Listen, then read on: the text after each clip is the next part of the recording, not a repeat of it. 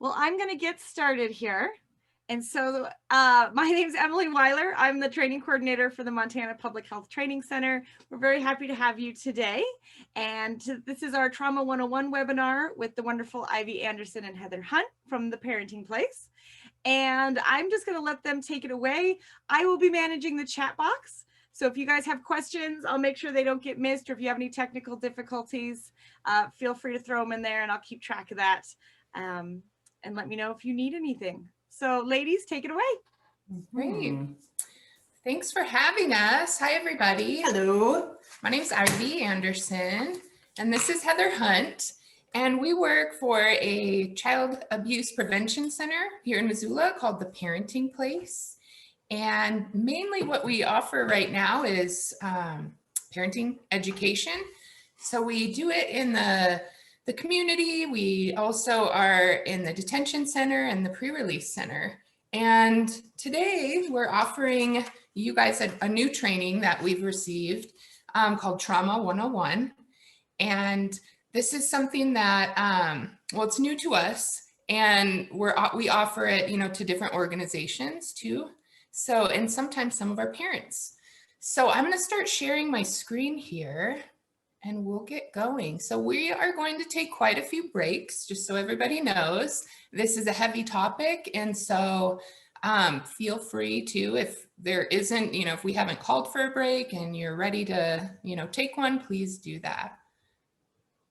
Okay, so let's see if this works for us. Okay, everybody can see it? Yes, it's just not in presentation mode yet. Okay. There we go. Looks good. Okay. I'm going to get us started. So welcome, everybody. We're so happy to be here. So today we're really just going to talk about trauma, what it looks like. We're going to talk about the 5 primary trauma-informed care guiding principles. And I'm just going to let you know what those are really quick because they're kind of the foundation for what you're going to be learning today. So safety, trustworthiness and transparency, choice, collaboration, and empowerment. So those are the things that we're going to really talk about on how we can all become trauma informed. Okay. So, first, I want to start by saying that trauma is so incredibly common for people, and we know that trauma is a spectrum, and it affects every person in every different way. And so we want to be really respectful of that today, and we want to make sure that if at any time you need to take a break, you need to walk away, you need to just stop, that is okay. It's not going to hurt our feelings at all. We recognize that this is a pretty heavy topic. And we also recognize that we have all had a pretty hard year. And we've all had trauma this year to some degree. And our whole world has had a lot of trauma this last year. So we're just going to move forward with a lot of warmth and a lot of respect for each other. And we're just going to take good care during this. Okay. So one of the things that I want to start off by asking is it's nice for us to sort of know our audience a little bit and what you know about the impact that adversity and trauma has on individual people and individual communities. So another way that I'd like to ask that is, how many of you are familiar with adverse childhood experiences, which would be ACEs, or if you've been to an ACE training or a trauma training before, how can we find out? Yeah, I wonder, Emily, can we do a little poll on? That's good. Yeah. We can do a poll. We can also use the chat box if that works. Either one, yeah. If you want to throw stuff in there of if they're familiar with things. I know I saw Teresa on here. Hi, Teresa, a little shout out. I know Teresa's very well informed on this and gives these presentations. So Oh, nice. we know, we know that. Teresa, we're going to call on you constantly. So folks, if you're able, if you're familiar with, you know, adverse trauma, awesome. There goes Dave just posted. You can throw it in the chat box. Do we get to see the chat box? You guys can for sure. If you're in full screen, it might, on the very bottom, there'll be a chat icon. And if you click on it, it might pop up somewhere on your screen, but it is there. Here we go. Somewhere. Zoom can be kind of weird in that way. Oh, good. So it sounds like we have a mixture. So some that haven't or aren't familiar, and a couple people have already done a few ACE trainings. So great. Great. Definitely had a training in school. Okay. So we will go over a little bit of the history behind ACEs. So those of you who've had that training, it might just be a brush up. But we like to say that this is more of a movement. So they talk about it as being doses. So this, just consider it another dose of the ACEs and trauma training. Mm-hmm. I've done a lot of research. Great. Well, thank you guys for putting that in the chat. That gives us something to go off of. Great. So, you know, if you're one of the people that said that you're totally not familiar with it, that's okay. We are going to do a pretty deep dive into what trauma looks like. That's kind of the first half of this presentation. Mm-hmm. And then the second half is what we can do about it, how we can use this in our everyday life, because we know that being, you know, trauma aware and trauma informed is the first step, but then it's how do we become trauma responsive? How do we use it at work with our, you know, our loved ones, with our friends? It's something, like I said, it's a movement. So it's the more practice, the more doses we get, you know, it's never easy, but the easier it becomes. Okay, so, this isn't switching. There we go. Okay, so we're gonna start off, you know, this is why trauma matters so much, because it impacts our worldview. So by the time we're about the age of 10, scientists have recognized that most children have a sense of their self compared to others in the world. And when we experience, you know, adversity or trauma, it can impact our core beliefs. So about ourselves, others, and the world. So that's what we call our worldview. You know, our life experiences make up how we feel about ourselves and others. So these are just some examples of how somebody who may have been impacted by trauma might think about themselves. So, and others. So I know you guys can read, I'm just gonna go through these, but they might feel that other people are unsafe and can't be trusted. Maybe their own thoughts and feelings are unsafe. Always being on the lookout for crisis or danger. Also feeling like they might not have any sense of self or abilities, that they're not capable. And then the last one is just feeling like the world is unsafe in itself. Oh, I saw we had somebody put something in the chat. Can we please define trauma? We're gonna get there. That's a great question. Because adversity doesn't mean trauma necessarily. So hold that thought, because we're getting there. Great question though. So with our worldview, this is why it matters, because if we're walking around thinking these things, it's going to impact our relationships. And, you know, when we experience negative thoughts and feelings about ourselves, there's just a high chance then that this is what we're going to continue to do with all the relationships that we have.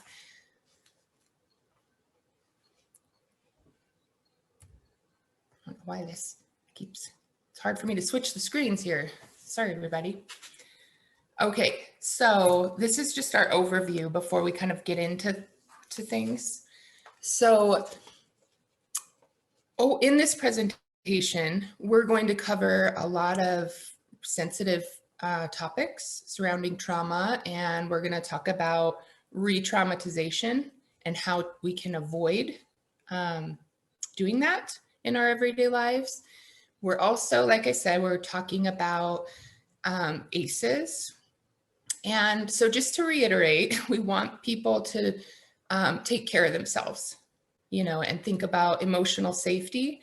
And with that, we're also asking, Heather and I to ensure, the emotional safety of everybody in this training, that we don't necessarily share, or we don't want people, it's not that we don't want to talk about trauma or that we can't talk about it, but sometimes when we go into detail about what has happened or things, the stories that we've heard, we run the risk of triggering people. So I'm just going to ask that if people do want to share something, that we have this little saying, just skip the stone. We don't want to sink the stone. So we don't want to go into too many details. It's just skipping the stone is kind of getting to the point of what we're trying to help others understand without going into too much detail. So yeah, we will get to those 5, guiding core principles of trauma-informed care. And we're going to talk about a little bit more in depth on why it is that we skip that stone, and whose role it is when the stone is sinking. Whose role is it to step in and help that person with the trauma? Because that's not the role of anybody really in the room today. So again, yeah, take breaks if you need to. And yeah, we're just going to be thinking about everybody's emotional safety during the training.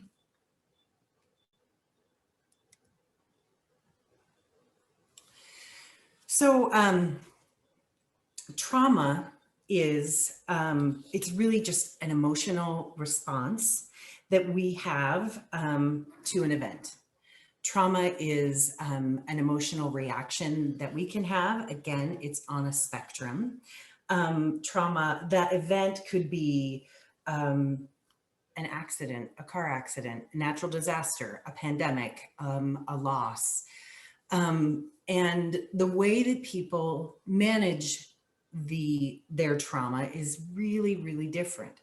So a couple things that we're going to talk about are PTSD and what it can kind of look like. So PTSD, post-traumatic stress disorder.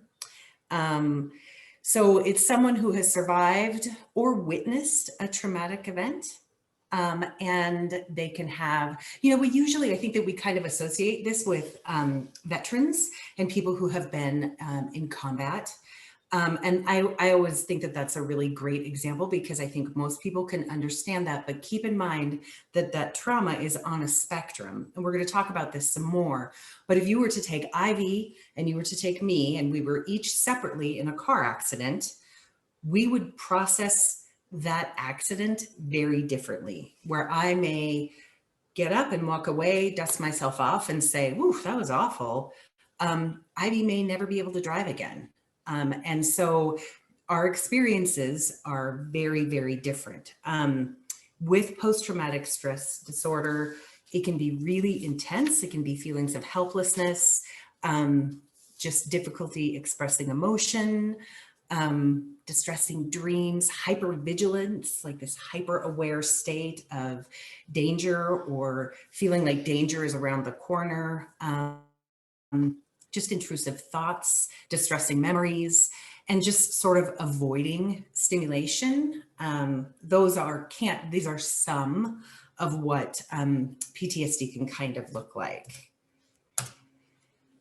And then there is, you'll see here, this is acute stress disorder. So this can happen to someone after a very traumatic experience or even a mild traumatic experience. You can see that there's some overlapping here, like the experience, that hypervigilance.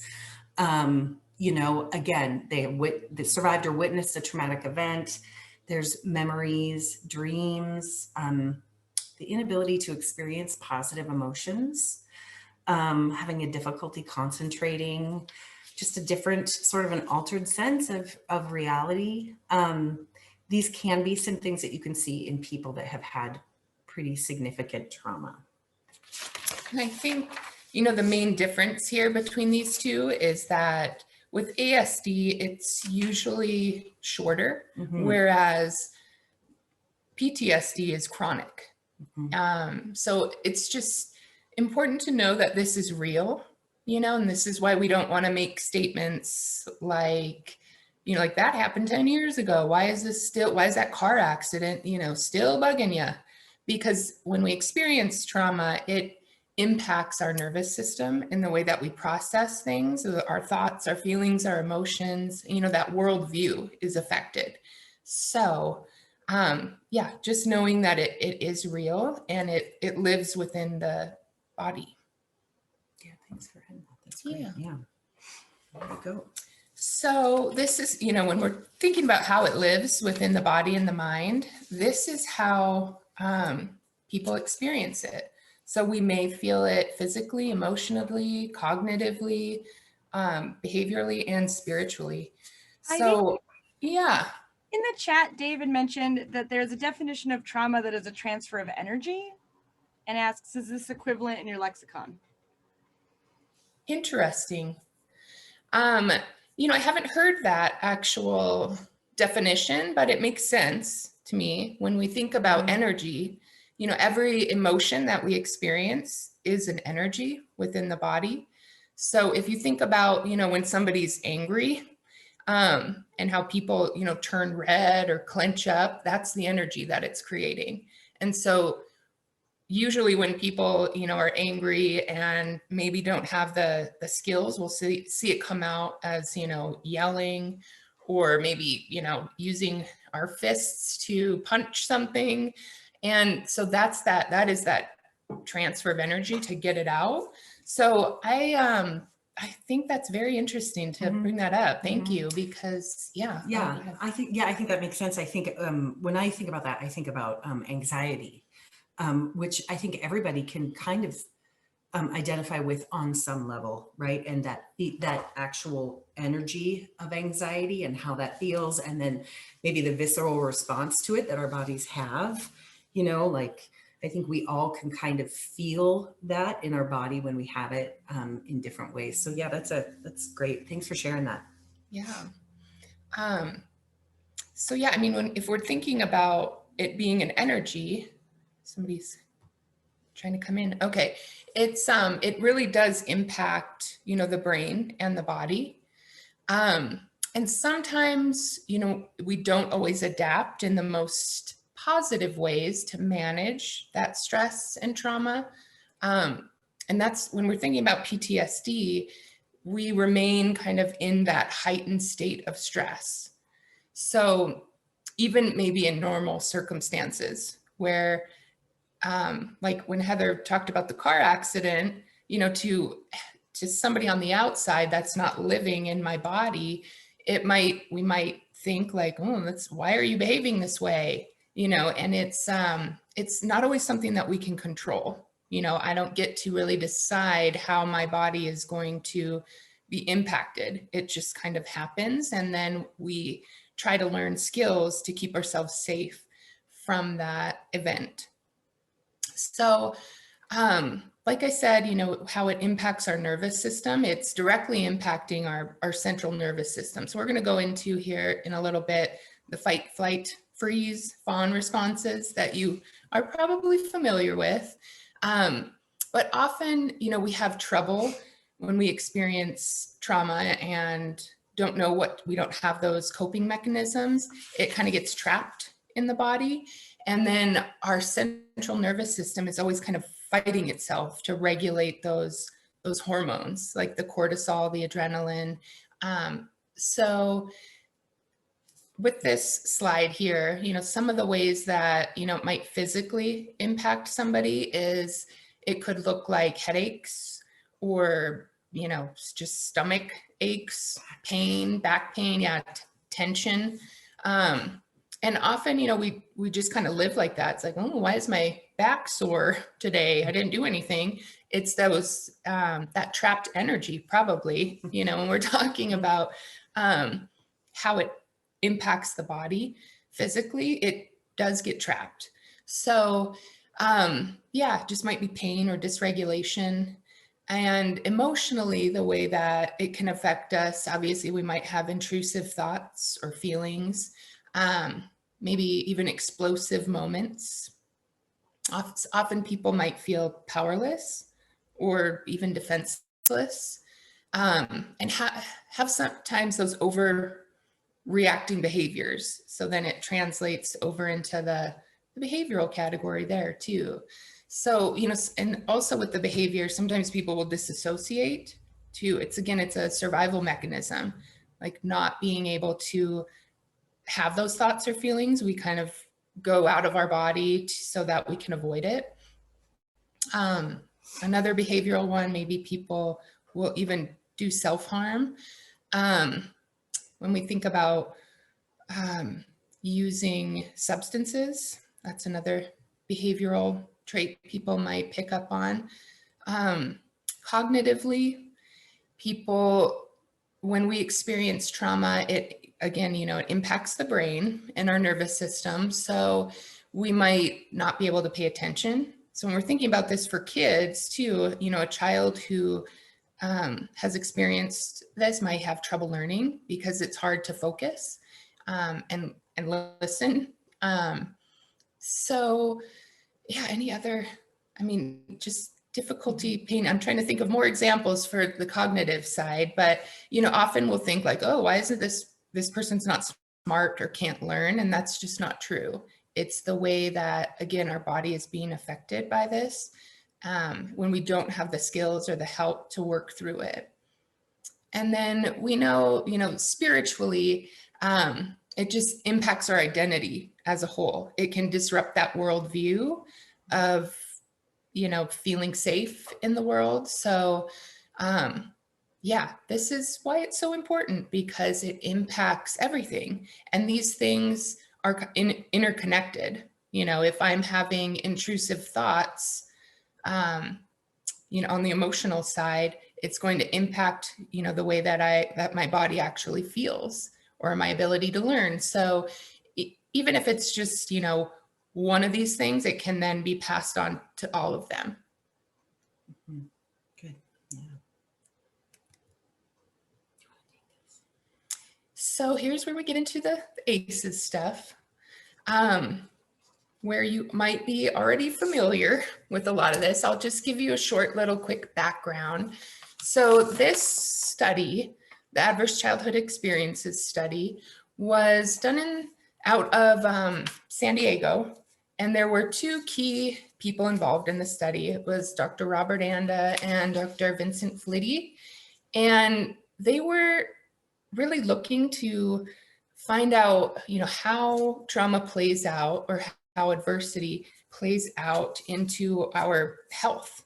So they got together with, I think it was over 17,000 people. So it's the largest public health study of all time.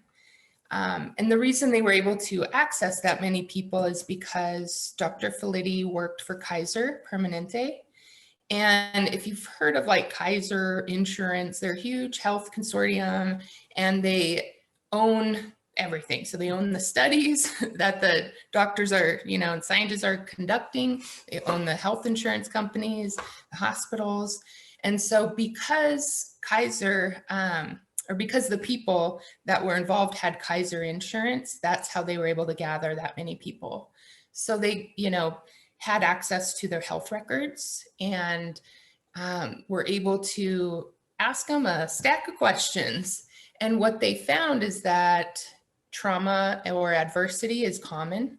And as you can see on the side here, that these three categories, those were the top 10 things that people had experienced within the study. So being physically abused as children. And so when I say children, it's birth to 18 years is kind of what they were looking at. So yeah, being physically abused, being emotionally abused, sexual abuse. And then the next category was neglect, so physical and emotional. And then this last one, the household dysfunction.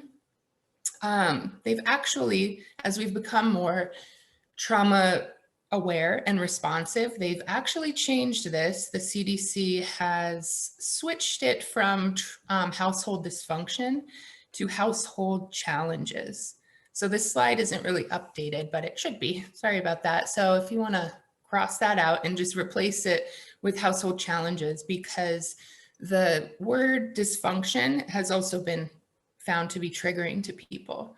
So in that category of challenges, it's living with somebody who had a mental health issue, somebody who was incarcerated, the mother, it says mother treated violently, but in the study, they were specifically asking questions around, did you see your mother being abused? But they, again, since this study has been replicated, they've found that it's just witnessing violence in general. It doesn't have to be just towards the mother, but in the study, that was the original study, that's what they were asking the questions around. And then the other one, this says substance abuse. The more trauma informed or responsive way to talk about that is substance use disorder. And then the last one is divorce. So like we said before, trauma and adversity are not the same thing. So it doesn't mean, adversity equals trauma or trauma equals, adversity. It's all about people's perception of how that situation happened and what they felt internally. So I think that's important to just remember. I mean, the best or the easiest example is with the divorce. One person, again, we'll just use Heather and I. Heather could experience, divorce as a child and feel like it was fine. Maybe it was better that her parents, separated. And so it's an adversity because it's not one of the top, main things for everybody, although now we know, how common it is. So that's kind of, when we were going back to that, the first question on defining trauma, it's really up to people to decide for themselves if they feel like the event that happened was traumatic or not. So we don't really get to tell people like, oh, that's not traumatic, or that shouldn't have traumatized you. It wasn't that bad, because we'll never know. The only person that knows is the individual who experienced that exact situation. And so I think, does that help answer that first question on defining what trauma is? I like the energy transfer. But yeah, as we go through this, it's just keep that in mind, that it's all about somebody's perception or their own perspective of it. So here's another slide from the CDC. And this first one with the tree over here, as you can see, a lot of those 10 things that I just talked about, those top 10 are in here. So, experiencing abuse, physically, emotionally, sexually, the substance use, divorce. They've actually, because this study was done in the early, 90s, it's a little outdated because they have replicated the study across, actually even globally, and they found similar results. But they have added things to it as well. So we can experience adversity within our home and then also in our environment. And so that the things that are new on here that weren't in the original 10 questions that they asked as most common were, well, this first one is the homelessness. But they've also found that we can be traumatized or experience adversity in our communities. So things like experiencing discrimination, racism, or prejudice, having a lack of opportunity, economic, mobility or social capital, poor quality of housing and affordability, violence anywhere. If you even know that violence is happening in your community, maybe you don't witness it, but it can feel very scary and traumatizing to know that that is going on in your community. Poverty has been added. And one thing that's not on here is bullying.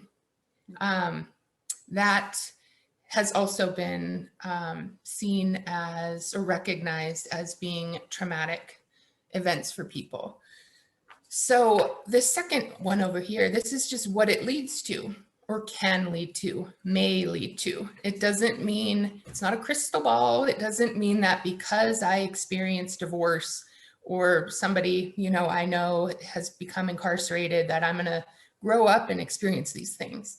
It's just that there's a little bit of a higher risk for us if we aren't aware and don't get the coping mechanisms and skills, or don't have somebody in our life that we can work through some of this with. So, some of the behaviors are, lack of physical activity, smoking, alcoholism, drug use, missing work. And then the physical and mental health, I always say the list could go out the door. It's not, these aren't just the only things that people can experience, but it can raise our risk for these more serious consequences, such as, heart disease or cancer or stroke. Any questions? We're going to watch a short little video here on the next slide. And then maybe, where are we at? I'm like, this is a lot of information. It's a lot of information. We're at 9:30, so. Okay, so yeah, this next slide, I just want to, before we watch the video, it's actually Vincent Folletti from the CDC, or from Kaiser Permanente, excuse me. He kind of breaks this down onto, the impact of ACEs. And I just want to remind people that we don't want to necessarily focus on this top piece of the, pyramid here, early death. It's just scary. That's not what we want to be telling people. It's like, you better deal with your trauma or you're going to die early. That's not the point. We want to make sure that people know that we can always change the trajectory of trauma. And when we know that, then we can help people through it and not risk re-traumatizing. If this is where our focus is, we're definitely going to be re-traumatizing people, So this isn't my favorite pyramid here, but it's just to know, this is how the risk kind of happens, is that we, experience it. Oops. Sorry, yeah, it starts down here. We can pass this down and then it kind of goes up the tier. But again, we're not, focused on the top here. Okay, so hopefully you guys can hear this. I'm going to play this video. It's going to take me to YouTube. So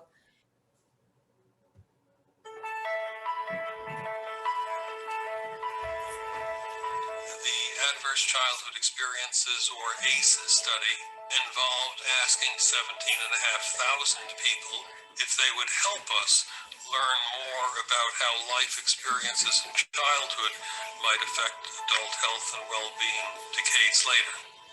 The 10 categories of adverse childhood experiences that we studied were 3 of abuse, heavy-duty emotional abuse, heavy-duty physical abuse, contact sexual abuse. 2 categories of neglect, emotional neglect and physical neglect, and 5 categories of major household dysfunction.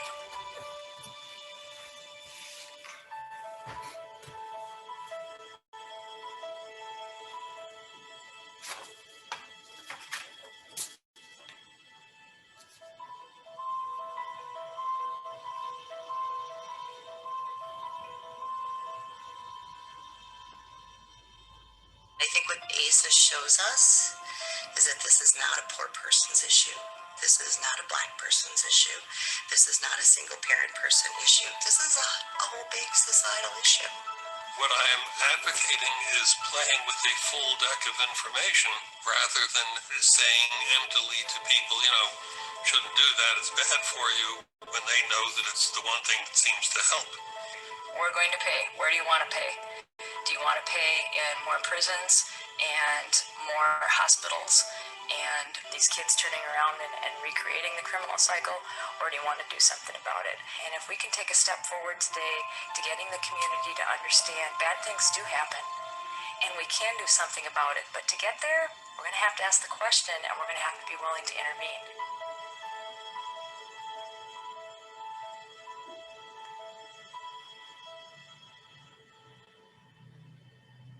What we found to our total surprise was that simply asking, I see on the questionnaire that you were molested a number of times as a kid. How has that affected you later in your life? And listening and implicitly accepting was a very powerful form of doing.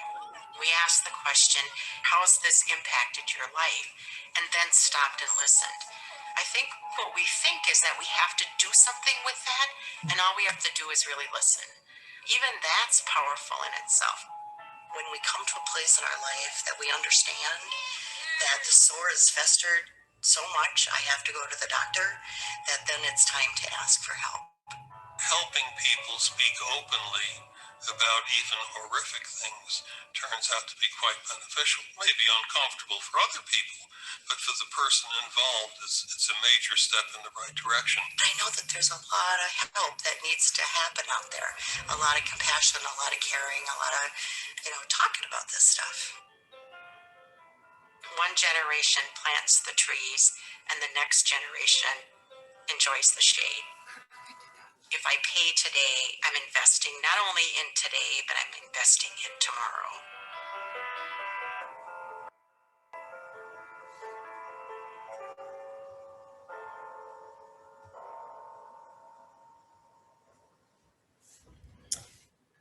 Great. So, I'm going to check out the chat here. Let me get back to my original slide.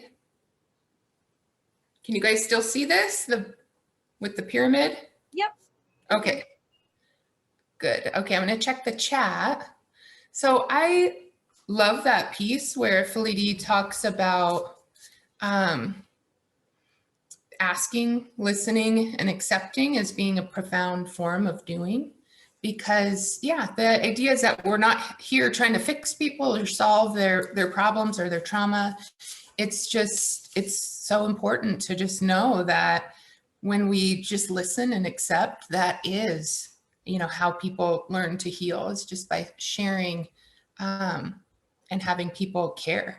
Does anybody have any questions or anything that they noticed or would like to comment on about that little clip? Does it seem to make sense for most people? I think my only comment was, I think on the screen at one point it said ACEs are preventable. But when I'm looking at it, I'm like, well, what's preventable? The reaction to it? Because like you can't necessarily prevent your parents like divorcing or getting into a car accident or something like that. So I thought that was just kind of an odd sentence to be like, I think we can adjust how it's reacted to, but we can't necessarily prevent, abuse can be prevented in theory, but. Right.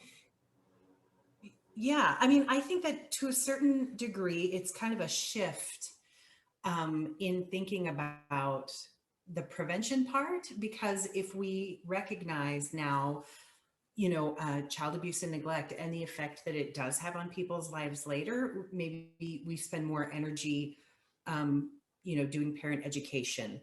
Maybe, if we know that poverty is something that can, be traumatic, we work more together to prevent things like poverty and homelessness. And so I do think that there is a prevention piece that we can do, but I think also it's the piece like we know that there is trauma out there, that we can recognize that there's trauma out there. And then how do we as individuals move forward to say, I'm with you. You are a whole and complete just the way you are. And I will do my best not to re-traumatize you, whether you are the person at the grocery store or my daughter or my coworker. I think that that's what's important. Does that make sense? Yeah, definitely. Yeah. And I think that it's also, you know, again, just reflecting on that, like everyone's ability is different, right? And so we know that that a traumatic experience is more than just upsetting to some people. That those, you know, Ivy really went in depth about biological changes and that take place, how people cope with those situations based on their past experiences. We all know what fight or flight is. There's a freeze response that we have. And, you know, if you think of like a deer in the headlights, but we're going to talk about fear responses a little bit later, and hopefully we'll all have a discussion about it. The next slide, we are going to talk about, it's the story of me. So I really like this. So this is another clip that we have. This might be a little difficult for some people to watch, just to let you know. But this is about a woman who had a very traumatic past. And she had this resiliency within her where she was able to overcome it.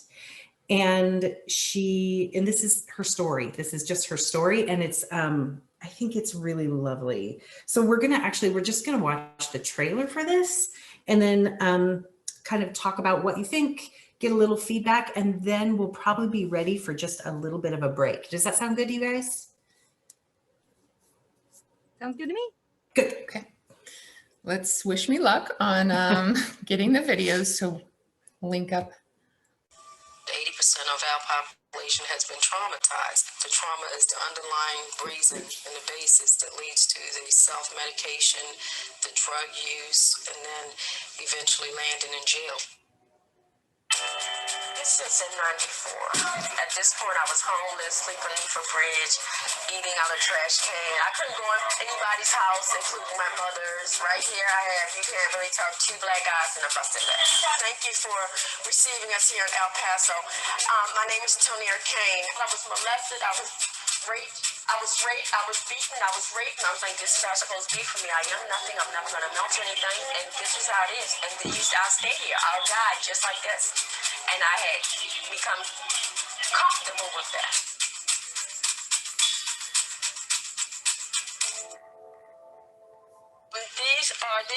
These 2 houses were crack houses. He brought me down here to get highway. He said, you know, you don't sleep in the bus stops no more. Using crack cocaine introduced me to the criminal justice system.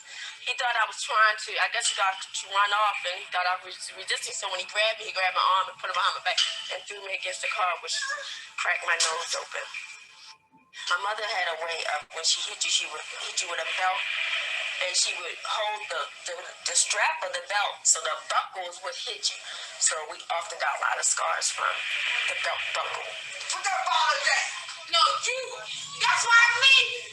Put that goddamn ball. I got you. I'm going back. I was beat, I was raped, I was hurt, I was beat. Okay, that's happening no more. But my children are still living. They're still walking this earth somewhere, and I know nothing about them. How do you heal from that? And she said she did.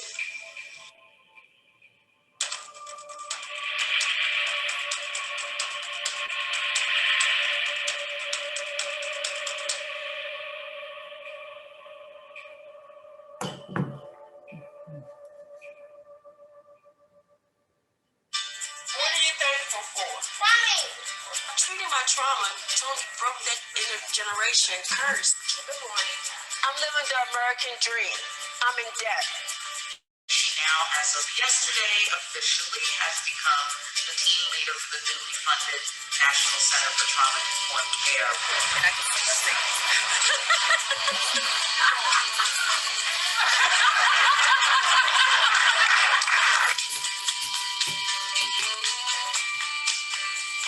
Why can't we keep working at it? Why can't we work at it ourselves? 83 arrests and 66 convictions. 3 times down here and multiple times in the county jail.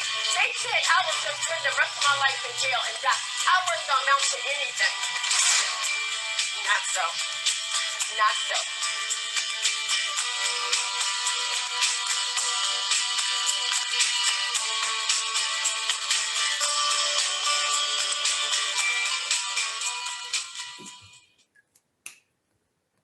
So that actually, that woman in that, Neen, is she works at the Trauma Institute out of Buffalo, New York. And that is actually where we got this, this training, this PowerPoint. So we forgot to give mention to them, to give credit where it's due. They kindly gave us this presentation and have been doing a lot of work around how to teach people about this in the best way. So Neen works there now, and that this story is actually, if you want to watch the whole documentary, you can just YouTube Healing Neen, and I think it's a little over an hour. But the question I'd like to ask, and then I'm going to go to the chat because I noticed people had put some good stuff in there. But what did you notice, or what's the common theme from that little short clip that you saw? If there's something to take away, what would you say it is? I'm going to open up the chat here.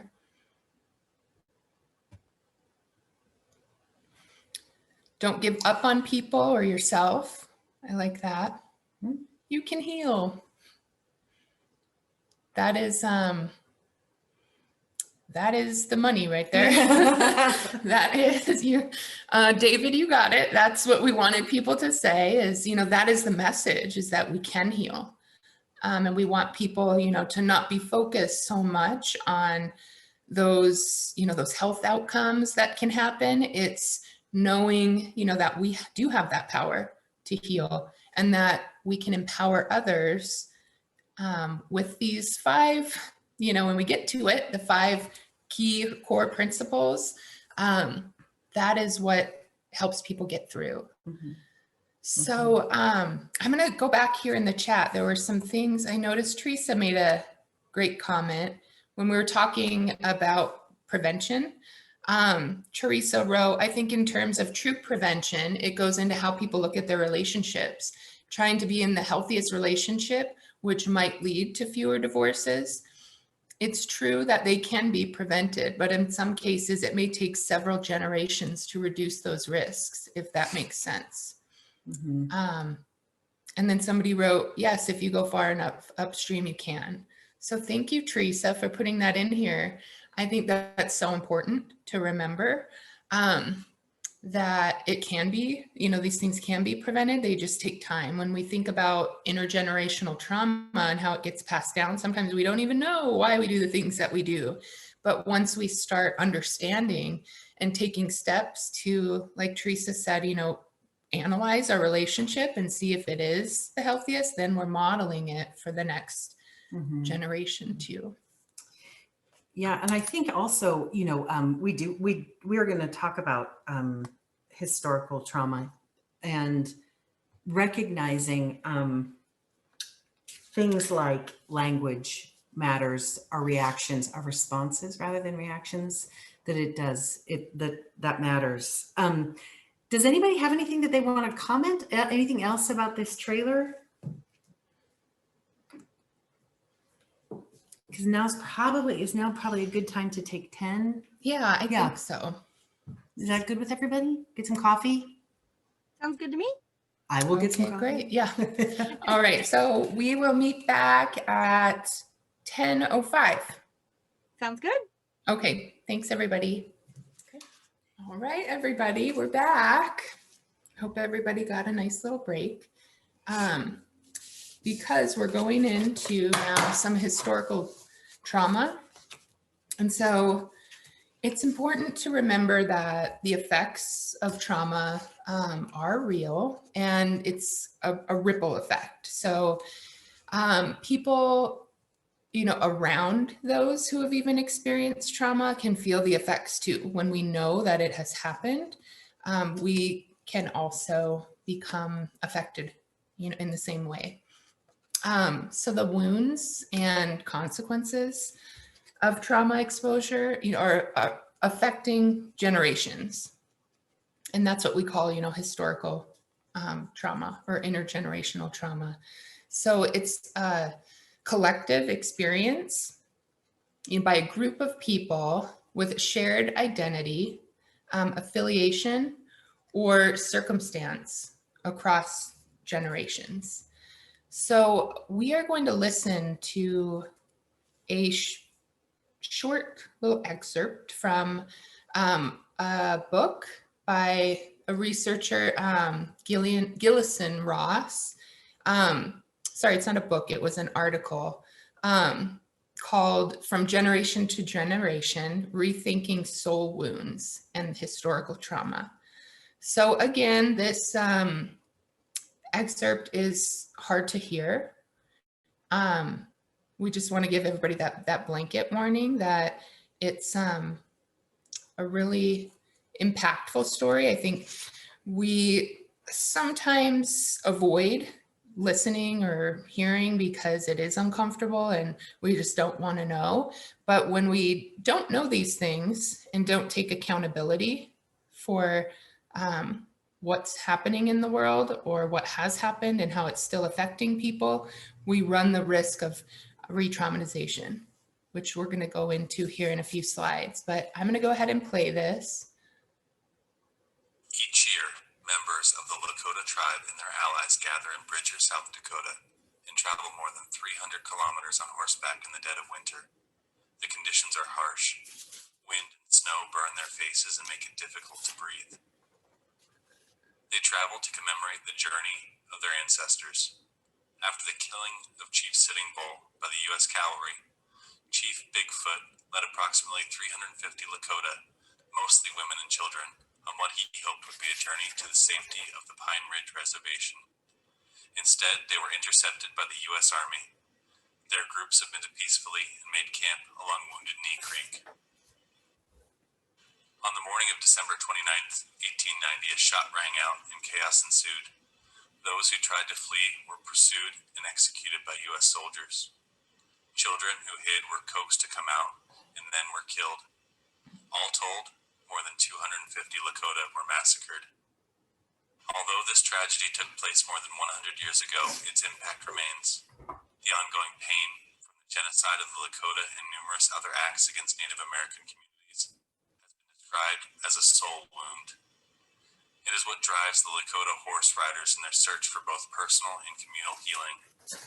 The past weaves intricately through modern life, and in some ways, communities are still trying to recover. So yeah, that is the end of that. It always hits me every time. And this is why we talk about, I like the term soul wound, because it's so true. You know, how else to describe something that maybe you didn't directly experience, but like, you know, the speaker said, this happened, you know, over 100 years ago. And people are still trying to recover from that. The memories just don't go away. Somebody put in the chat, David, have you read about epigenetic responses from motherhood trauma being passed to the intrauterine child? You know, I have heard about that and done a little research, and it's true, that happens. You know, when it's kind of cell memory, you know, and the reason it's passed down in, you know, to the body or in our DNA is for survival. You know, our parents, you know, if we've experienced something traumatic, it literally changes our DNA so that we can pass it down, even though it might not seem helpful. It is a survival mechanism. So, you know, when you think about even other animals like dogs, where you know, a dog will eat something and get sick from it. And then the babies will know, like, ooh, don't eat that, instinctually. And it's the same thing even with humans. So, I mean, this is, Teresa's heard this story before, but I will just talk about a study that they did with mice. And this is how, you know, this kind of gets passed down. So when we think about epigenetics, they took a group of mice. I always am like, oh, is this ethical? But they shocked the mice through a cage, you know, which their feet would get shocked. And while they were doing that, they released a cherry blossom scent. And so pretty soon what they found is that they didn't have to shock the mice anymore. They would just release the cherry blossom scent, and all the mice had associated that with trauma or the shock and would freak out.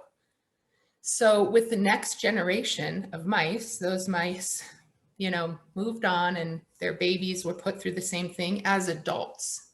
Though that's like a key piece to remember. So once those mice grew up, they had the same response. So didn't have to go through the initial shock. They would just release the cherry blossom scent and they would all freak out again. And then so on with the third generation. That's how it gets passed down. It took 3 generations of removing that initial shock for it to be out of the DNA or the bloodline. So I think that's so interesting, but that's how it works. It's like, stay away from this, cherry blossom equals danger. And that's why it changes, within our DNA, so that the next generation will be better fit for survival, even though it might not seem like it's pleasant or helpful. It is a survival mechanism. So a psychologist said, if you spite the mother, you will fight the child. That's an interesting quote. I haven't heard that before. I wonder, do you know who said that? I'd like to look more into that. Thanks, David, for interacting in the chat with us. Absolutely. Okay. Each year. So, okay, thanks, David.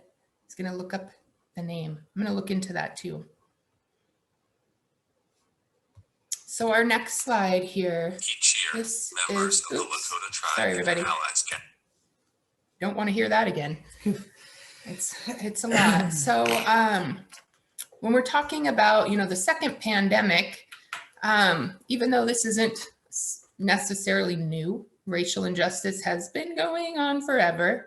But just for our presentation, we're calling it the, second pandemic because of, what we're all experiencing right now with COVID-19. So, the COVID responses that people are having are justified. It is a trauma that people are experiencing all over the world. And to note that people of color are experiencing the effects of COVID at a much, higher level, especially Black individuals. And it's really due to our social and economic and, the societal barriers that have been going on forever and still remain today. So when we think about historical trauma, it's important to remember that it is real and it's leading to higher stress responses that people are just living with every single day. And so this slide here shows kind of how these implicit biases are highlighted in our news. And this is from Hurricane Katrina, so a while ago, but it's just taking a look at how this, happens. And so on the left, you can see the couple wading through the water. And it says, 2 residents wading through chest deep water after finding bread and soda from a local grocer.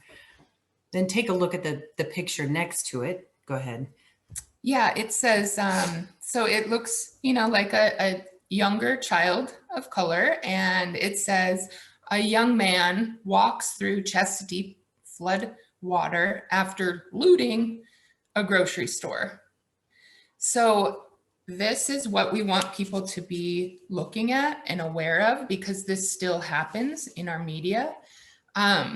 It's this oppressive language that matters. We can't just ignore this. We want to highlight these differences because they still are happening. And even though it may not be meant to harm, this type of media and language, it does. So it's, thinking about how you would feel as a community member when you see something like this in the news, that one is portrayed as, good, they found these things, and the other person is bad and they're looting and stealing when they're in the same situation. I think that we can think about the news in the last, even just the last few months, and probably think of examples that we've seen that have been incredibly racially unjust in the media. It's all too common. Yeah, I mean, the Black Lives Matter movement is a direct, response to racism, that is still prevalent in our society today. And so we have to, be aware and be doing everything that we can to not be harming, people in this way. Another thing that I think that a theme that we return to regularly sort of from here on out is that there may have not been harm intended. And I think intent matters, but the end result is that it is harmful. Yeah. Okay. So we're going to put people in a breakout room here in a minute, but first we're going to talk about what fear responses are.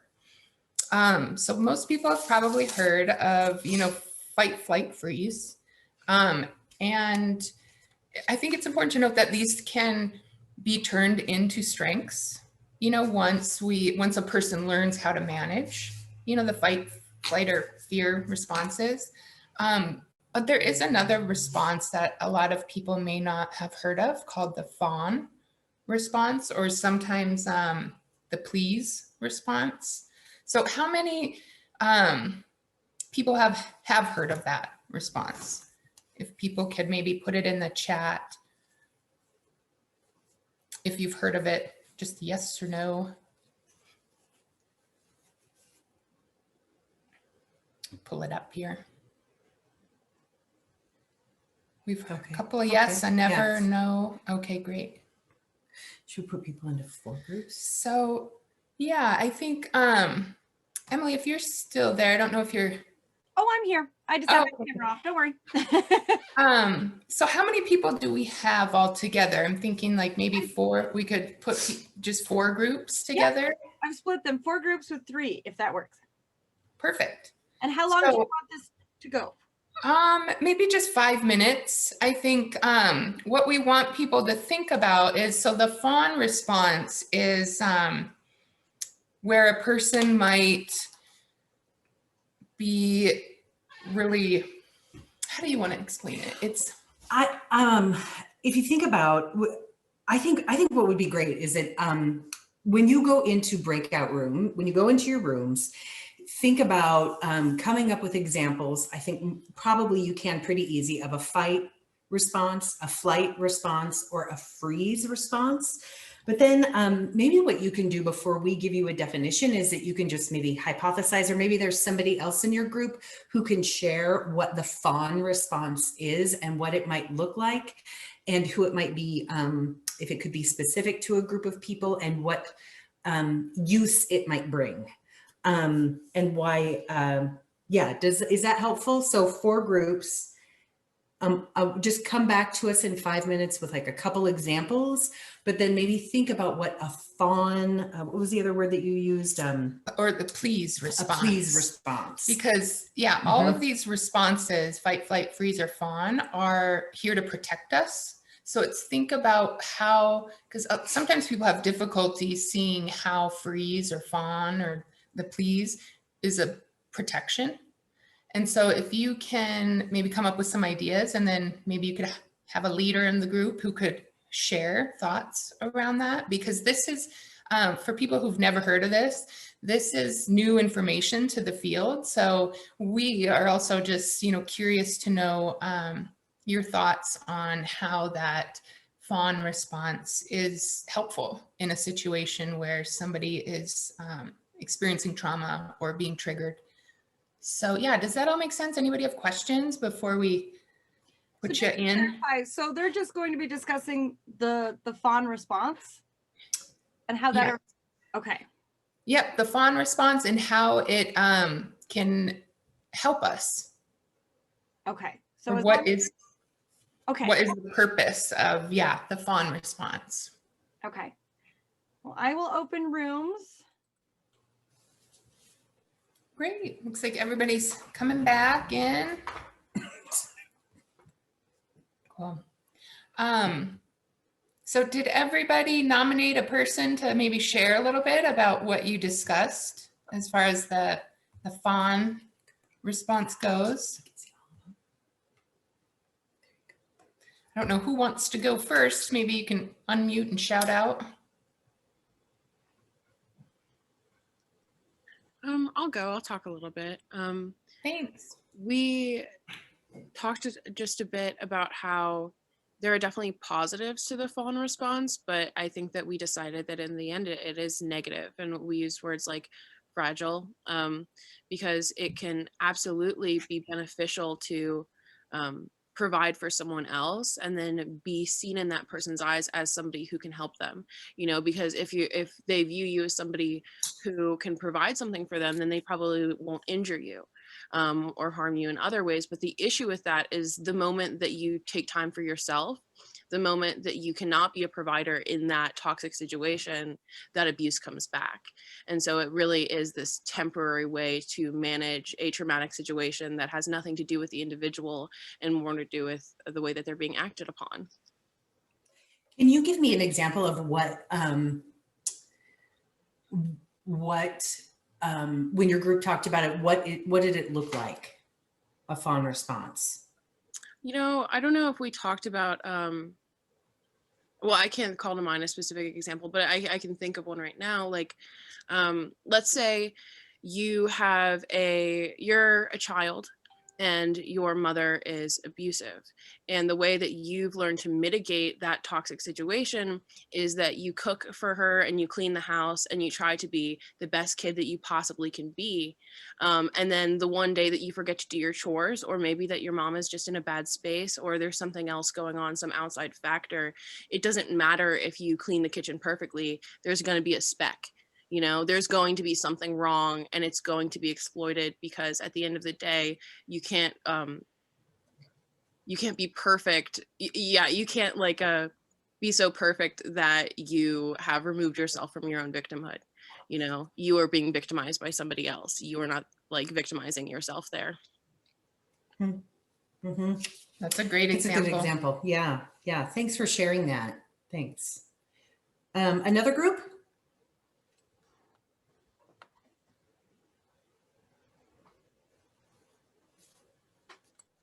And I'll just say I was with Bailey, so don't call on her. I'm okay. Okay. Hi, this is Megan. Can you hear me okay? Yeah. Okay. Sorry, we were a little bit all over the place because I thought I'd heard instructions to give examples of fight, flight, or freeze. I did say that. You're right. Okay. Yeah, I did say that too. Yep, Okay. Yep. So that's okay. Yeah. We went over those a little bit, but I think it gave some perspective on the fawn, because I think at first we were thinking, gosh, that fawn sounds a lot like freeze. What we spoke about though was kind of going over what the fawn was, and kind of like they were saying, being the good kid, just kind of doing those kind of actions, and then as an adult, ignoring your own needs, and just kind of your boundaries to make that other person happy.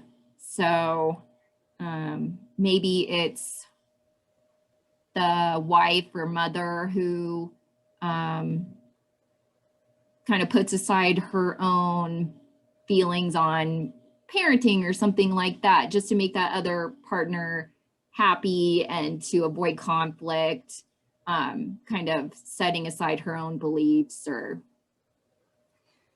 that kind of thing. Yes. So Megan, awesome. Yes. So it can be an individual giving up their sense of self. Yes. That is, that's part of it. That's great. That's great. can I add to that? This is Dave. We were together, and so we found ourselves searching quickly to get a clarity because we thought it was freeze. And so at least the site I found was in relationship to a complex post-traumatic stress disorder. And so in relationship to some suppressed trauma that then resulted in this disassociation of emotions and needs. And then growing up trying to be a people pleaser, just sort of. Yeah, that's a great example of how this can be kind of imprinted into those responses. Because I think, we can all have all of these fear responses, fight, flight, or freeze, or fawn, depending on the situation. So thanks for bringing that up, David, on how it can be connected to things like PTSD. Yeah, it's like Megan was saying, it's people giving up their sense of self and taking on, an identity that's, to solve something that's not theirs to carry. I can't remember how many, did we have 4 groups or was it just 3? We ended up with 3 because a few people had wandered off. Okay. So I guess, yeah, let's, I think we have one more group, or was Yeah. or was David our last group? Is that right? We got them all? I think, let's see, did anyone from Robin, Teresa, or Walker's group speak? Well, I was hoping that one of them would speak so I didn't have to. I'm just going to pop on here really quick. You guys are doing a wonderful job. I love this training. Thanks, Teresa. I just wanted to say we did talk just a little bit briefly about how, people find their coping mechanism for whatever experience they're going through. And if you happen to choose something where you're being overly compliant so that you gain favor or you gain, some kind of edge to whatever else, would be there instead. Obviously, people are using that, and then that kind of becomes a pattern over a lifetime. And so it certainly impacts, not just if you're a child and you start to be very overly compliant in all situations to try to solve your issue or not to deal with some of the things that you're dealing with, then that leads you to be overly compliant in a lot of other areas throughout your lifetime. So yeah, it just imprints, and then just you reproduce that in situations where you feel like it could work for you. And in a lot of places, it will not work at all, because when you do that, when you get into relationships or you get into an employment situation where you don't stand firmly behind what you believe or what you think or what you think is right, that can lead to all sorts of issues. Yeah, that's so true. Thanks, Teresa. I think that's a good way to sum it up too. I think all of these responses, serve a purpose, and it's to protect us.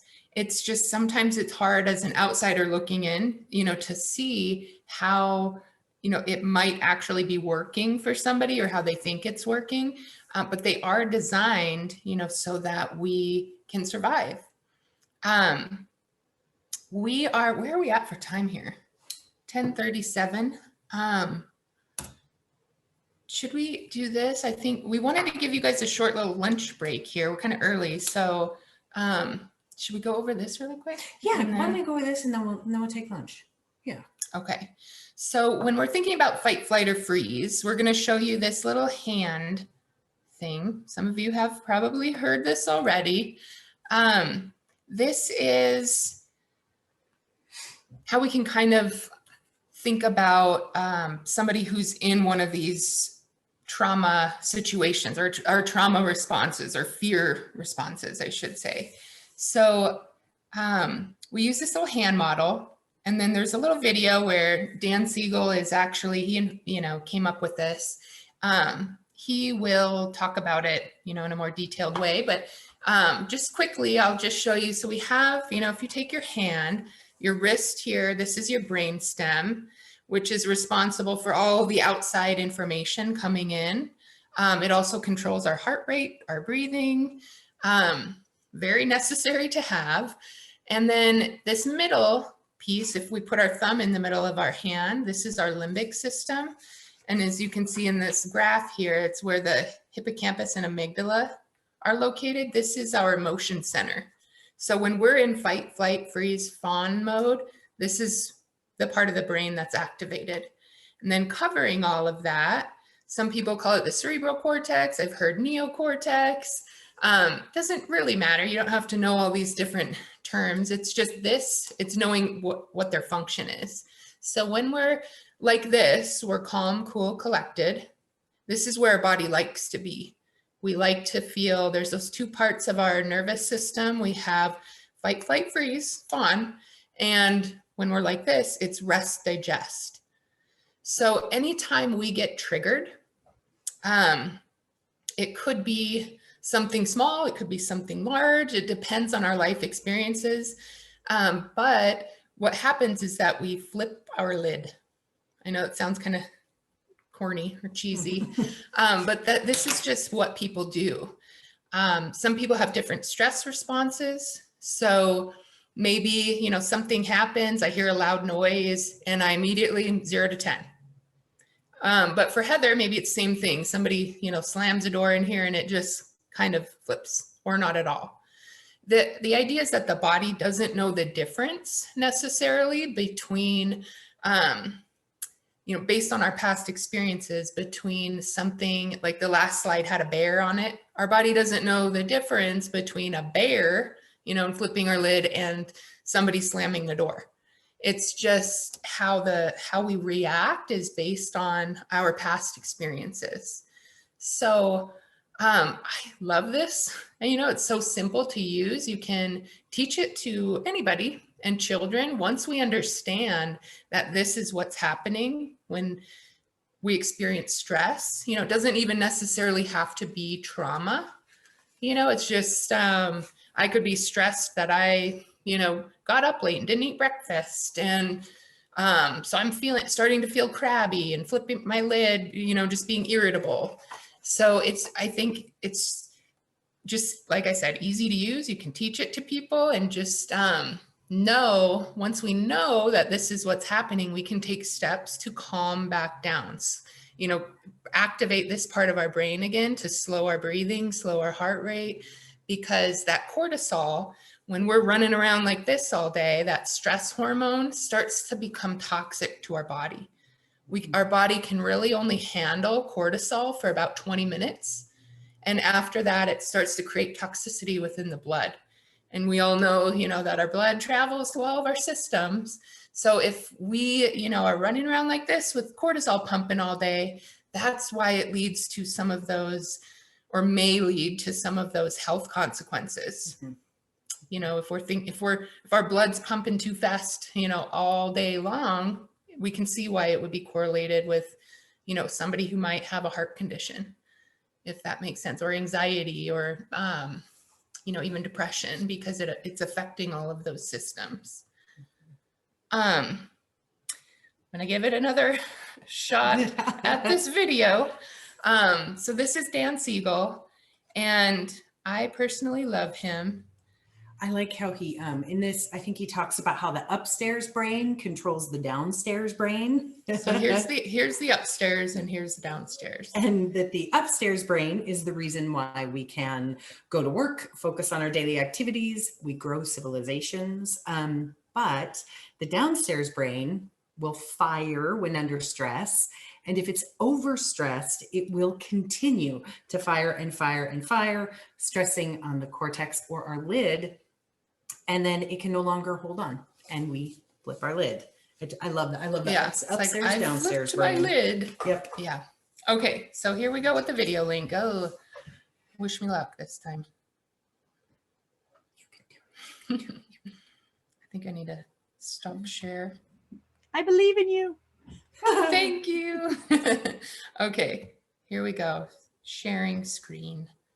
waiters always look at me and think that I'm going to have a little salad, maybe a soup, and that'll be the whole meal. And when I do my actual... That was not dancing. One of the most rewarding experiences for me has been to study brain science and apply it to the experience of parenting. And the hand model of the brain that I use to teach parents is very useful to understand that. So if you take your thumb and put it in the middle of your palm, put your fingers over the top, this is a very useful model of the brain.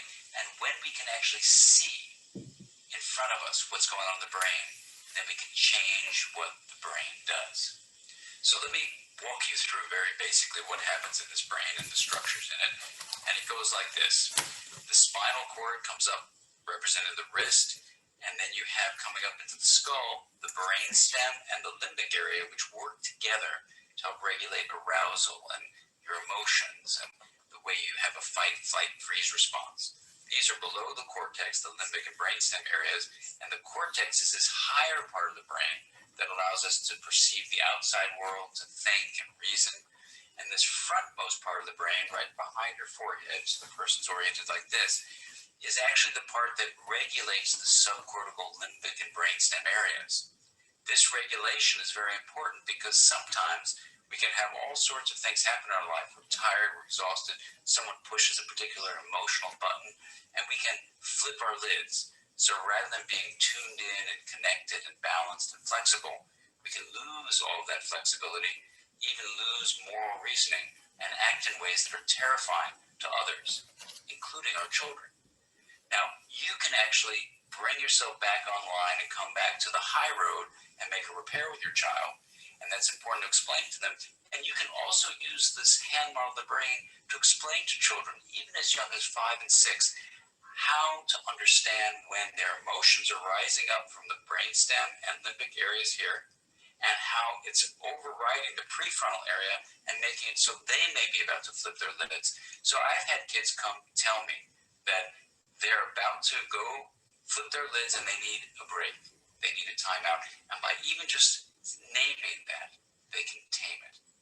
And that's the power of using the hand model for ourselves and our children to help us all make sense of what goes on in the emotional communication that we have in the course of day-to-day life.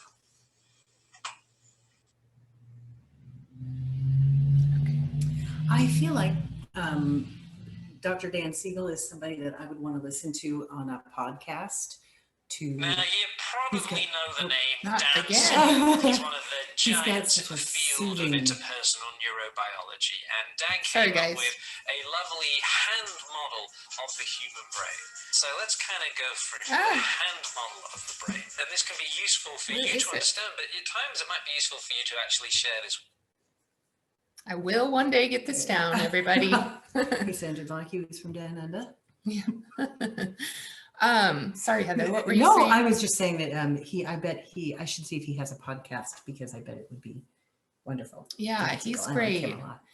And I think, I like that he says, even just naming it, when we notice, when we start to begin to practice this, noticing when our heart's beating a little bit stronger or we're clenching in our shoulders, or, maybe we've taken it to the next level even and we're getting louder, we can recognize like, oh, I'm about to flip my lid. I need a little break. I need to do something to calm back down. And I think, when we're explaining it to people, it's not just, calm down. Often when we tell people you need to calm down, it just, spikes it up. But I think we can start to practice and model, to others, what this is, especially, when he said we can teach it to children. This is, knowing this information and is how we can kind of combat or mitigate some of those health consequences when we're aware, of the effect that it has on our body when we're running around with, cortisol pumping through our system all day long. So it's reminding ourselves, that breaks are good. Taking a time out isn't a bad thing. We all need that. And really just practicing it. Because like I said before, it's never just easy, but it becomes easier once we know this information, know what's happening inside our brain, then we can take, control over it. So I always like to tell people that the best way, honestly, to calm back down is to notice our breathing. So, because often when we're stressed, our breathing becomes rapid and shallow. And if we're going to get ourselves back into the, rest digest mode, we can become in tune with our breathing and try to just take, I would say, just low, slow breaths. And that's what can help, bring the heart rate back down and calm down. It takes practice. Heather and I teach this at, in our parenting groups. And often when we ask people to do that homework of notice when you're starting to do this and calm back down, we ask them how that went or how they experienced it. And a lot of the time people are like, it was weird. I don't like having to remind myself to do an action that my body just does for me. It feels awkward to sit and be, with our breath or in tune with it because we're not used to having to do that. So it does take the practice. And that's kind of, I guess we're going to maybe go on a little half-hour lunch break. I don't know if everybody was expecting that, but I want people to practice it over the lunch break. Just maybe, not the whole time. You don't have to. Well, hopefully you're not traumatized over our lunch, but. Yeah, is that okay with everybody? Does everybody feel like they could go and get a little snack and take a break and maybe do some low, slow breaths? Low, slow and slow. David's giving me a thumbs up. All right. Sounds good to me. When we come back, we're going to really start to dive into some action and what we can do. We're going to come back. I'm going to talk about re-traumatization and what that means and what it looks like and what we can do using our 5 primary trauma-informed care guiding principles to prevent re-traumatization. So we're going to get into some good meaty stuff when we come back, but go have a snack, get some more coffee, and we'll see you in like a half hour. Yeah, I guess it would be about 11:20. Perfect. Sounds good. Thanks, ladies. Okay. Hello, everybody. Sorry about that. Hi. Hope you guys all had a nice little lunch. We got sidetracked, soaked up some sunshine and thought, oh, there's no way it's been a half an hour. And it was. That will happen. No worries. Okay. So we'll just get back into it then. Thanks for being patient with us, everybody. Let's see. So I don't know if anybody tried this. Maybe give us a thumbs up if anybody tried doing some deep breathing and how, think about how it felt, if it was weird or if it actually felt beneficial. So I see, Teresa gave it a thumbs up.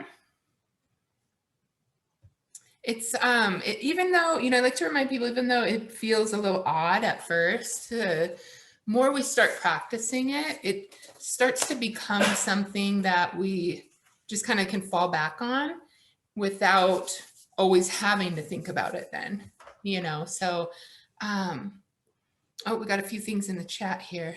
A couple people have to take off. So Alexis is taking over. Okay. Because we do have a few breakout rooms again that we're going to send you guys into once we start getting into those 5 key principles or values for being trauma informed. Okay, so let's get to the next slide. Thanks, Emily.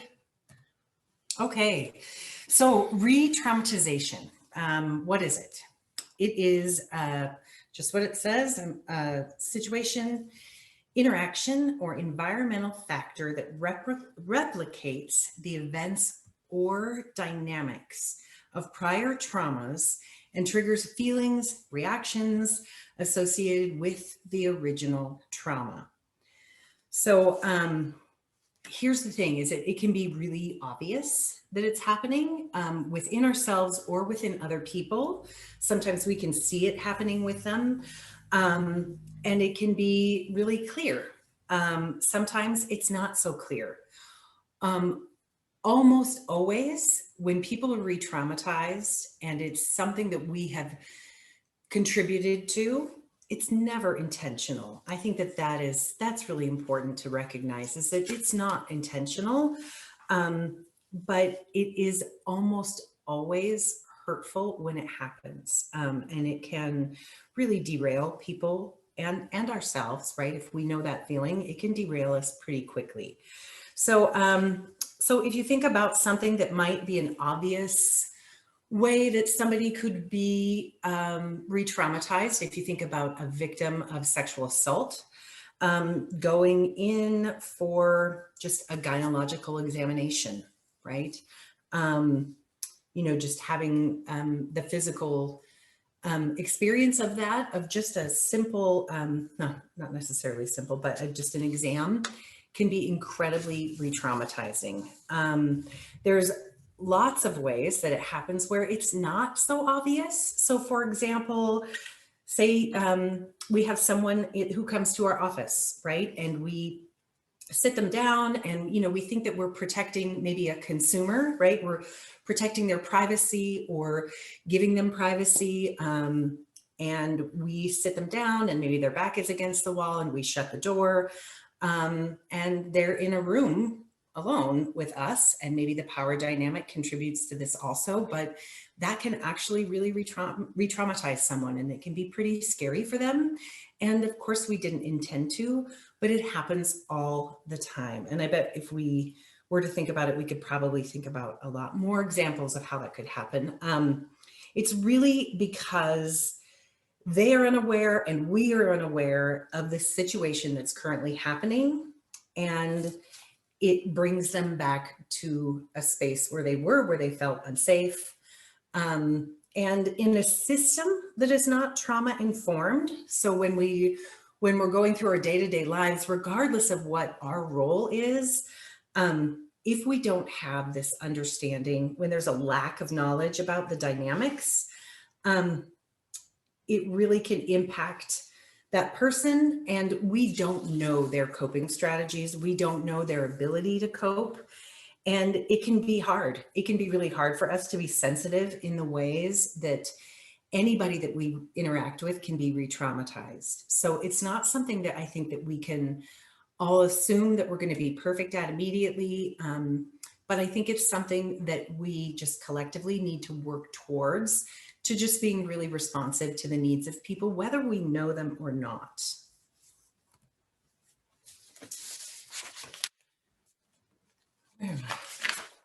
Okay.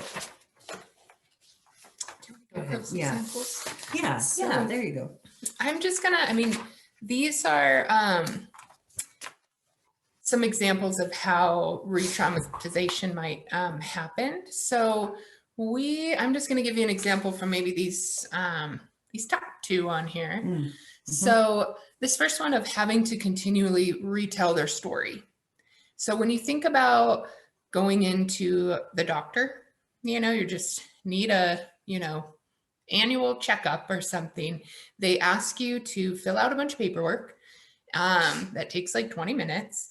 And then you are finally called back into, you know, the exam room, and the nurse will ask you the same questions again, you know, maybe elaborate a little bit more. And then you wait longer. And then the doctor comes in and asks you again, you know, to elaborate on things. And I think we've all, you know, that's the example we use because everybody has kind of experienced that before. And to somebody who maybe doesn't have trauma, it's just irritating to us. We're like, oh, don't these people talk to each other? Like, why do I have to continue to say the same thing? I'm getting annoyed thinking about it. But for somebody who's had trauma, that, you know, when we're thinking about our worldview and the things that our thoughts and feelings related to experiences that we've had, it can re-traumatize somebody to have to go through that process over and over, because it sends those feelings of, you know, not being heard. Sometimes even talking about some of the stuff in our medical history can be traumatizing. So having to say it over and over again can ultimately lead, again, it's not intentional. This is just the way things are done. This is the system, because it's not trauma informed and responsive. So everybody expects this to happen, but it's the reason why people won't come back for services. or aren't even going to go in the first place because they know that what they're going to have to do. So it's triggering. So then they, avoid getting even healthcare because the system isn't set up to think about these things. And this is why it's so important. If somebody is afraid to go to their doctor because they know they're going to be re-traumatized, then they run the risk of not catching a certain cancer, or just, having that feeling of like, oh, good, I'm healthy, everything's okay. So this is why the whole system needs to change, and everybody, especially the healthcare system, needs to understand trauma. So it's, again, just knowing that it's unintentional. We're not trying to shame or blame anybody. It's just this information isn't really new, and it is our responsibility to be working towards policy changes in systems, changing laws and regulations around how we treat people, and just treating, everybody as if they do have trauma. It doesn't hurt to do that. And Heather has a good example of that. Well, do you want to give that? Is that with the gloves, just treating everybody, or am I skipping ahead? No. Well, I think, no, this is a great place to talk about this. So when we're talking about re-traumatizing people, and we think about like, well, gosh, I don't know who I'm coming in contact with. I don't know, even just say my world, right? I have a couple jobs. One of my jobs is a parent educator, and so I may come in contact with somebody who I don't know their trauma history, but we're talking about child abuse and neglect. So either I have to get some information up front, or I just have to treat them as though they are vulnerable to be re-traumatized by me. So what I like to think of is that oftentimes, I'm sure some of you have had this training, the bloodborne pathogen training, where they tell you, you treat every body fluid as though it could hurt you, make you sick, right? And so you put on gloves, and you put on the gloves to protect yourself. You put on the gloves to protect someone else, right? There's another theme in our world right now, very similar, where you wear the gloves to protect you, but to protect other people. And it's the same thing with being trauma responsive. You don't necessarily need someone to give you their story to treat them in a way that doesn't re-traumatize them. Yeah, thanks, Heather. Yeah, so we don't, when doctors are putting on gloves, they don't ask you like, do you have this disease? They just do it. And it's the same thing when we're thinking about how people are re-traumatized. It's just assume, or maybe just think about how somebody might have some sort of traumatic event, and that way we're not running the risk of re-traumatizing. So yeah, it's just thinking about how it's never meant to be intentional or to cause harm, but when we know that it does, then we take those steps of putting on the gloves so that we don't run the risk of creating more harm. Okay, so this is kind of where we're gonna get into some more of the meat of this. I know we've said this before, that trauma and adversity are real, and they have significant impacts on different levels. So this first one is on individuals who experience traumatic events. It can change our worldview, the way that we see people, see ourselves, see the world in general as safe or scary. It can impact our physical. We saw that, cycle of our physical, cognitive, behavioral, spiritual, all those things are affected by life experiences. And the second level is the service providers. That is people, those are people that are providing services to anybody. Really, it could be at the grocery store. It could be like Heather and I's role of providing parenting education. It can be teacher. It's just any occupation where you're interacting with others. And that, I think we should always note that the way that trauma affects us as providers is kind of secondary. You guys probably are all heard of secondary trauma, but the stories that we hear or the things that we see in the work that we do, or even just in our daily lives, do impact the way that we do our jobs or, talk to others throughout our day. So it's recognizing that. That's what it means to be, aware of or trauma informed. And then this last one is just public health as a whole. It impacts, trauma is universal. It impacts our health systems. It impacts, laws and those regulations. So it's, it changes the lives of everybody. And this is why this isn't just in that video, it's like, this isn't just a poor person problem. This is for everybody. This is why we spread this information, because this is how we're going to become more trauma informed and responsive in the future, and to, change that trajectory that I've kind of been talking about. Also, I think that with some of us that do work, it's important to remember that the work that we do, that it does impact us. And then when we interact with individuals who have a trauma story, we are impacted by their story. And then we can become part of that story depending on our responses to them. And especially, for some of us who, boy, is this me, have just sort of an open heart and work with a lot of empathy. We just have to be really careful that we, in our work of noticing others, that we also notice ourselves and the way that we are putting ourselves in their story. I think that that's really important. Yeah. Thank you for adding that. Yeah. Skip that part. So trauma-informed care, that's kind of, that's what we're here to talk about, what to do. So this is actually the mantra of being trauma-informed.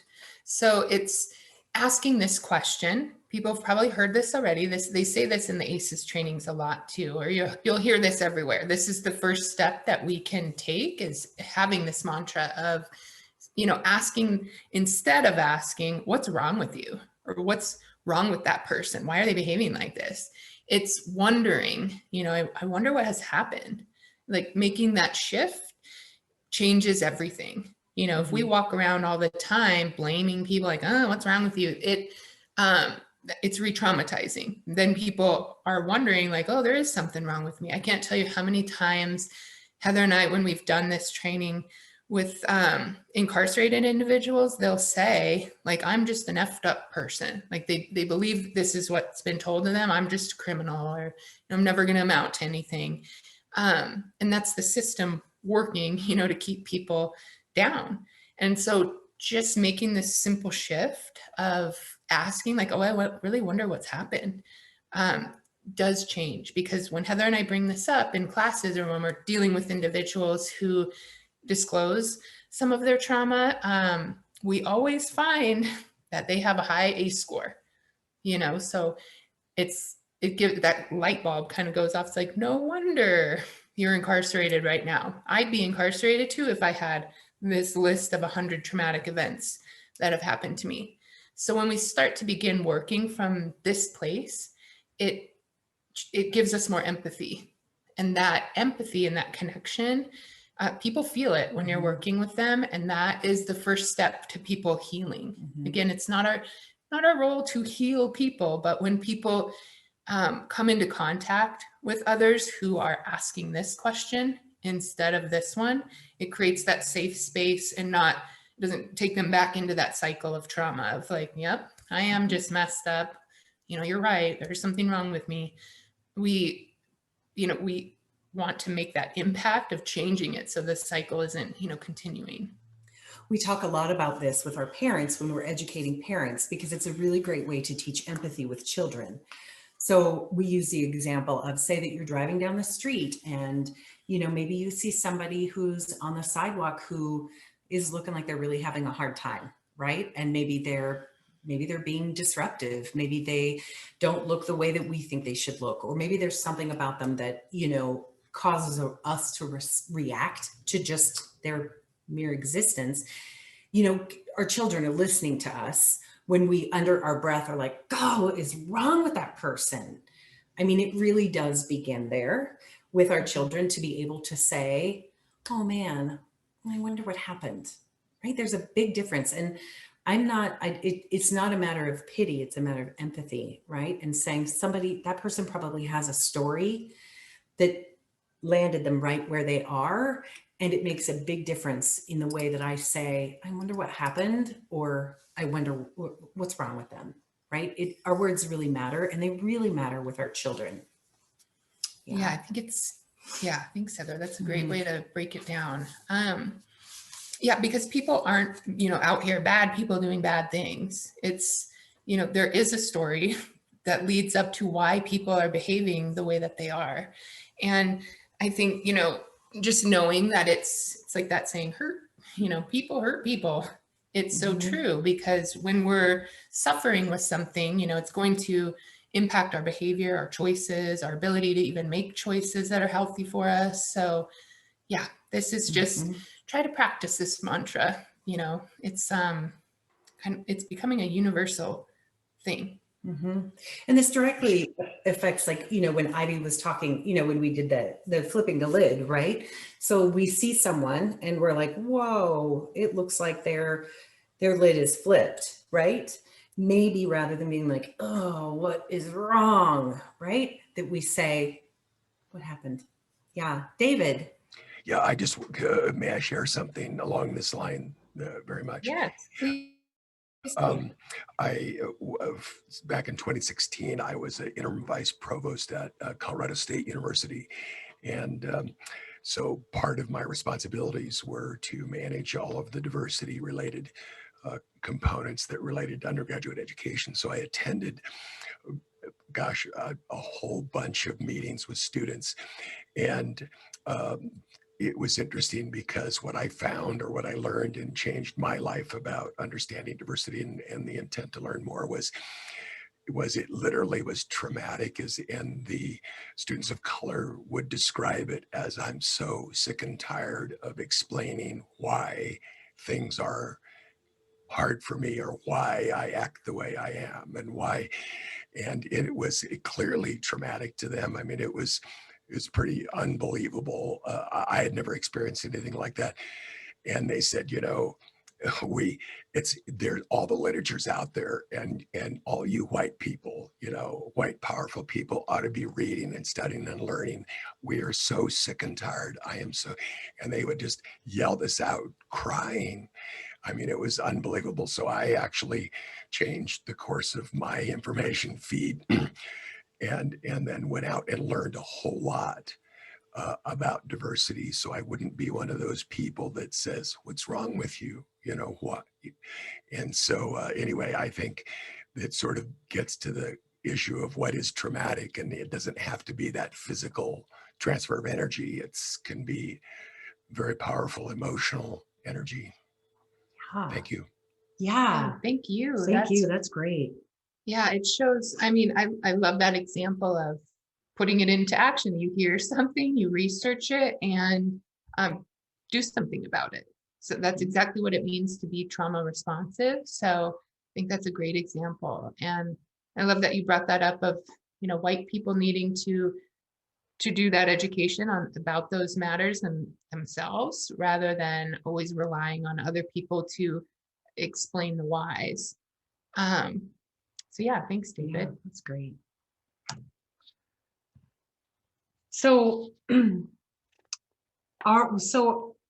how do we provide this support that provides the healing, right?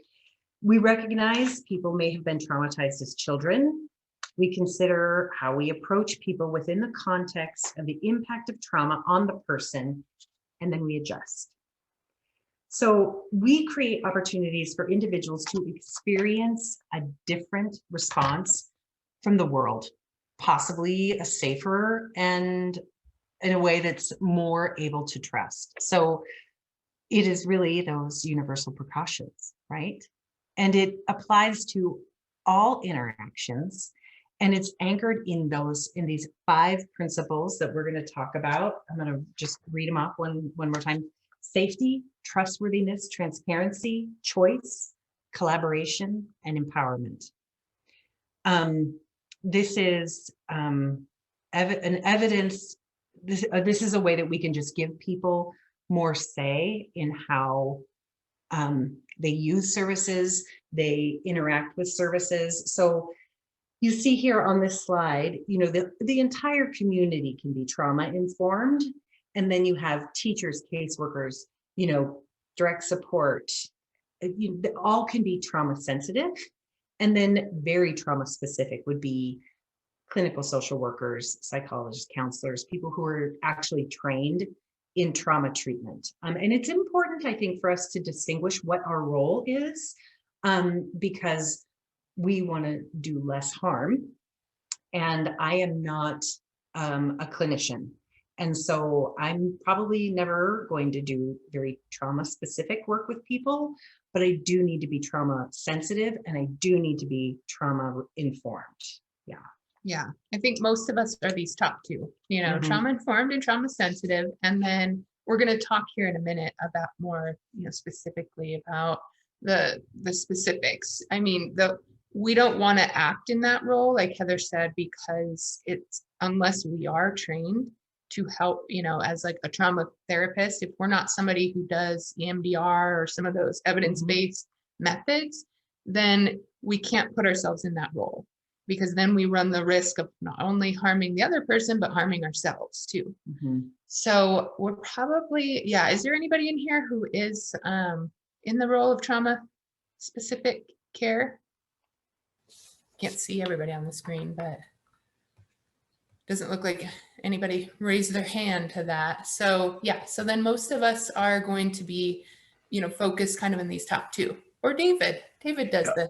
I was just going to say it's interesting because I was a chiropractor for 14 years, and a good portion of my latter years of work was all medical legal. And so these were people who had had a trauma, physical trauma, and I might see them a year or two or three later. And there was tremendous psychological overlay. I mean, it was clear that started with the traumatic event, but continued and then permeated, unfortunately, their entire lives. There was a psychologist, a fellow who was board certified in orthopedics and psychiatry back then, who at the American Back Society used to say, any traumatic event that goes and persists or lasts longer than 6 weeks has a psychosocial component. And as clinicians, remember that it's the physical, the treatment that you give for the physical, you know, early on is going to have its greatest benefit, but later on, that's not the big problem. And so his thesis was assertion we needed to collaborate with those in mental health, those who are treating the physical health. Yes, that's a good point. Yeah. And that is one of those principles of the collaboration. If we don't have that from the people who, you know, are working in that role, then we're not educated. You know, we're not sharing the information that we all need, you know, to learn and grow and evolve and get to this place where everybody is trauma informed and responsive. Just to sort of tail on that, an example that is, I think, so wonderful. So I talked about universal precautions, right? Our gloves. But when we're talking about what our role is, if you think about a lake or a pond, and, you know, what do? We look for those big flat stones, right? They're round and they're flat. And then what do you do with them? You take them and you skip them across, right? So if you are not a trauma therapist, it is your role to skip that stone. So if an individual that you're working with starts to share their story, your job is just to witness it and to acknowledge and to maybe be within that moment. But you could, and you can shift your focus. How are they managing? And then how can I get you connected to someone who can really move through the details of that trauma with you in a way that ensures your safety? Because when we are talking with people, when we're interacting with people and we take on their problems and we, you know, especially those of us who are like really empathetic, we have a tendency to like, talk to people and, oh, we're empathetic. And then all of a sudden we're getting details about their story and all of a sudden they're sharing. And then we kind of are feeling this within ourselves and we're seeing it unfold within them. And then maybe one of us is doing this and then maybe the other person starts doing this. And it really is, if you think about that visual, that skipping stone, it begins to sink. And we need to be aware of what our role is. And we need to know that while there's no script to follow, that we need to know that we skip that stone to someone else when we are in a position to do so and not take that on, right? Mm-hmm. Yeah. And you can simply do that by, ask, because I know that's hard for me too. It's like, I just continue and it goes on. And then I start feeling like I am a therapist and that's not okay to do. So the tip I have is just to try to shift, keep the stone skipping and shift the focus on how they're managing. Ask, like, how are you doing with this? And try to use the information that you have to get them connected with somebody. It's like, let me get you to somebody who can, protect your emotional and physical, safety around this. So I think that's the best thing we can do so that we're not falling into the habit of letting the stone sink. And then we are injuring, ourselves and possibly the individual that's sharing with us. Mm-hmm. So this is kind of, we're thinking about skipping the stone. This is how this stone might, sink is, people have this sense, of worthlessness or inability to trust, and then they engage in counterproductive actions or behaviors. People react negatively to that. This is usually where we're at here. This is what we're trying to change, is the way that we react and respond to these stereotyped beliefs around why somebody is behaving the way that they do. And so when this happens, then it comes up here, it confirms those beliefs, and then we're back in this cycle of trauma and there's no healing can happen. So, what we want to do, is it's what we're doing here today is being trauma informed. If this is going on, this happens when people aren't trauma informed and responsive. It's how people get stuck in this cycle. This right here is this, what is wrong with you, right? This negative reaction. And somebody hears that, and then what do? They go back to their worldview, right? That worldview after trauma of the world is unsafe. They have no self-worth. Yeah. Mm-hmm. So, really, when we're thinking about what our role is, because we're not trauma specific, most of us, our role is just to neutralize that environment. Keep the stone skipping, ask them how they're, connected, what they're doing. And, from that video with Vincent Folletti, it's, listening and accepting is a profound form of doing. We don't have to be the ones that fix it for them. People actually don't even like that.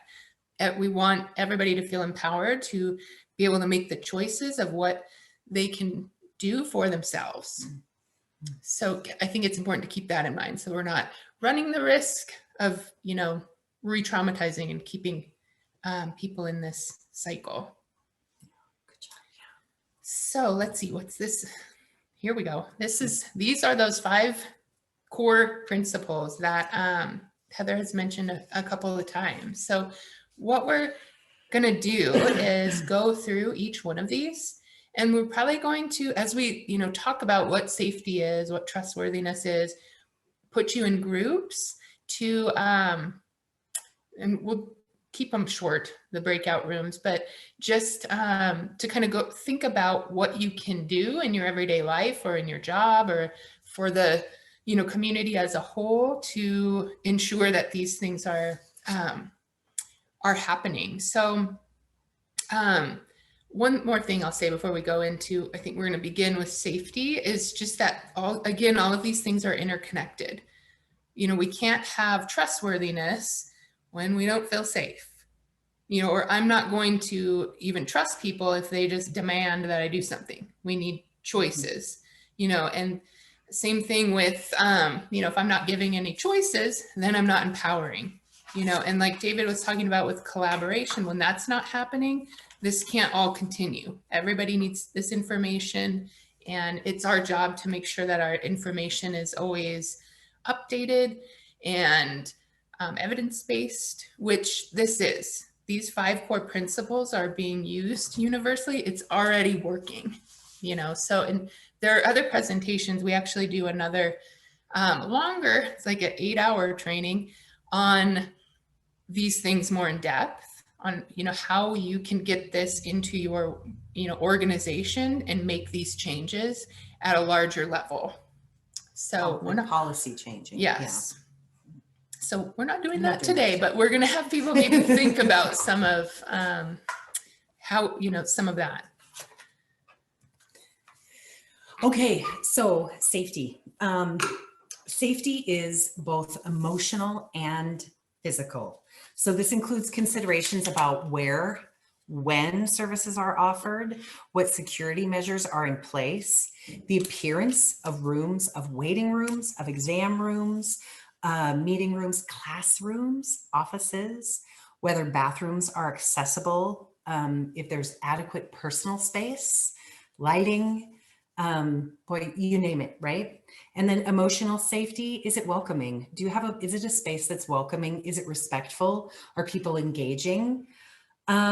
So there are different levels that that you can see safety in action. So for on like a client level or like a consumer level, like providing an environment that allows actual physical personal space that's accessible, right? We want to have areas that are accessible for all people to be able to enter and exit out of in a way that is safe.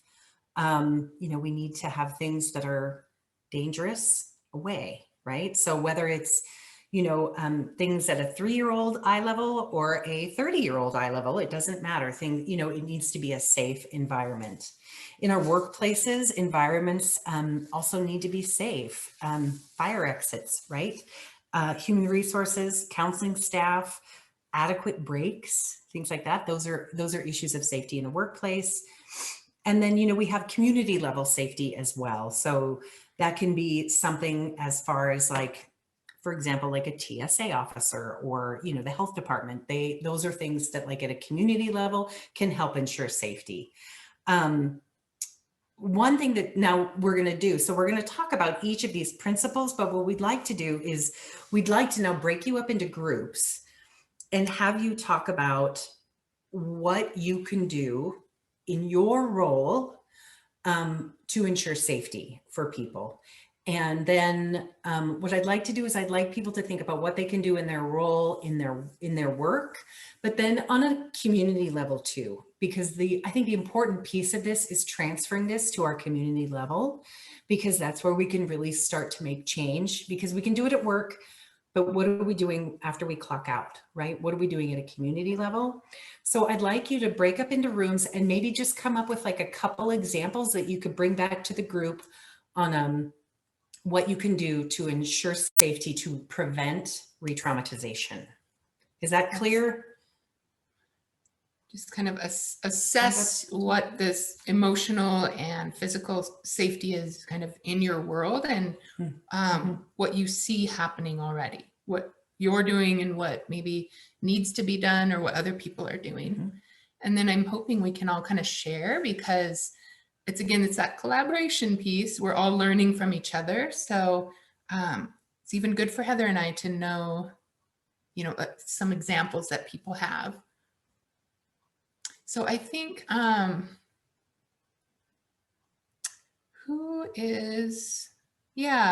Alexis, are you able to put people maybe into just 4 groups for maybe like 4 minutes? Yes, so we have 2 people in each room, 4 rooms. Does that sound okay? Great. Okay, and then you said just about 4 minutes? Yeah. I'll open up the rooms now and we'll see you guys back here at 12:04. Thank you. Thanks. All right, it looks like everybody's coming back in now. Thanks, everybody. So we kind of changed up our plan.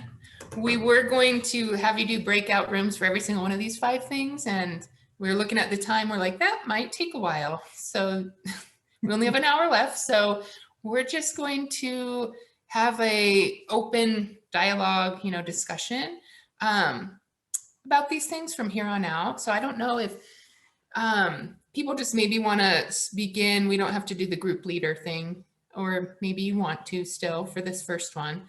But can people unmute or put in the chat and, you know, tell us a little bit about what you guys assessed as safety and how everybody's feeling about it?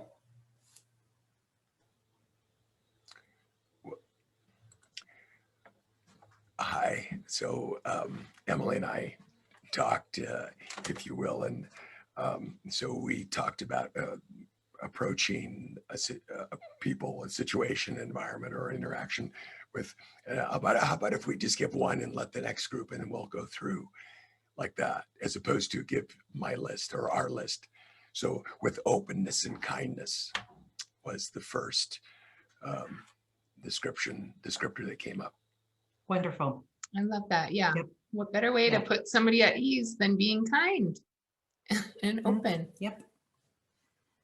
Who else?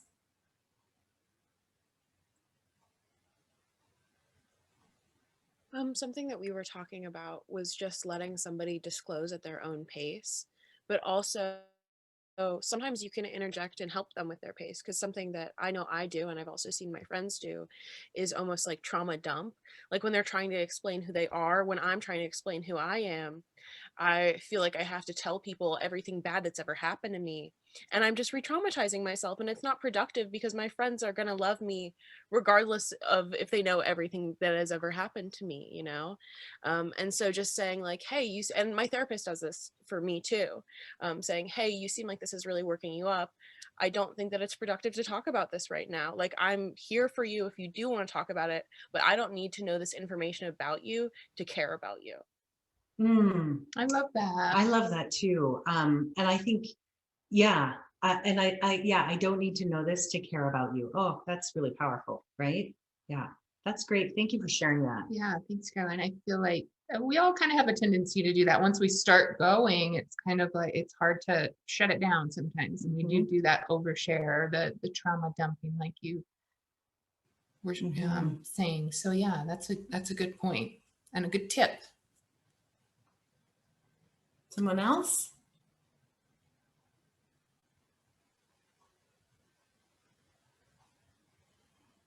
Does anybody feel like they are doing this really well?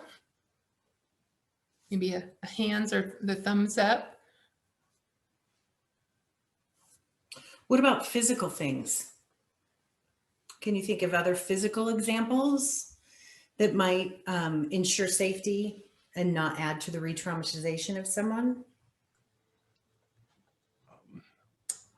This is one that Emily talked about. We talked was actually making them feel they have a safe space. So she's a nurse and would meet with them, but say if they didn't feel safe in their home, for instance, they wouldn't want to meet there.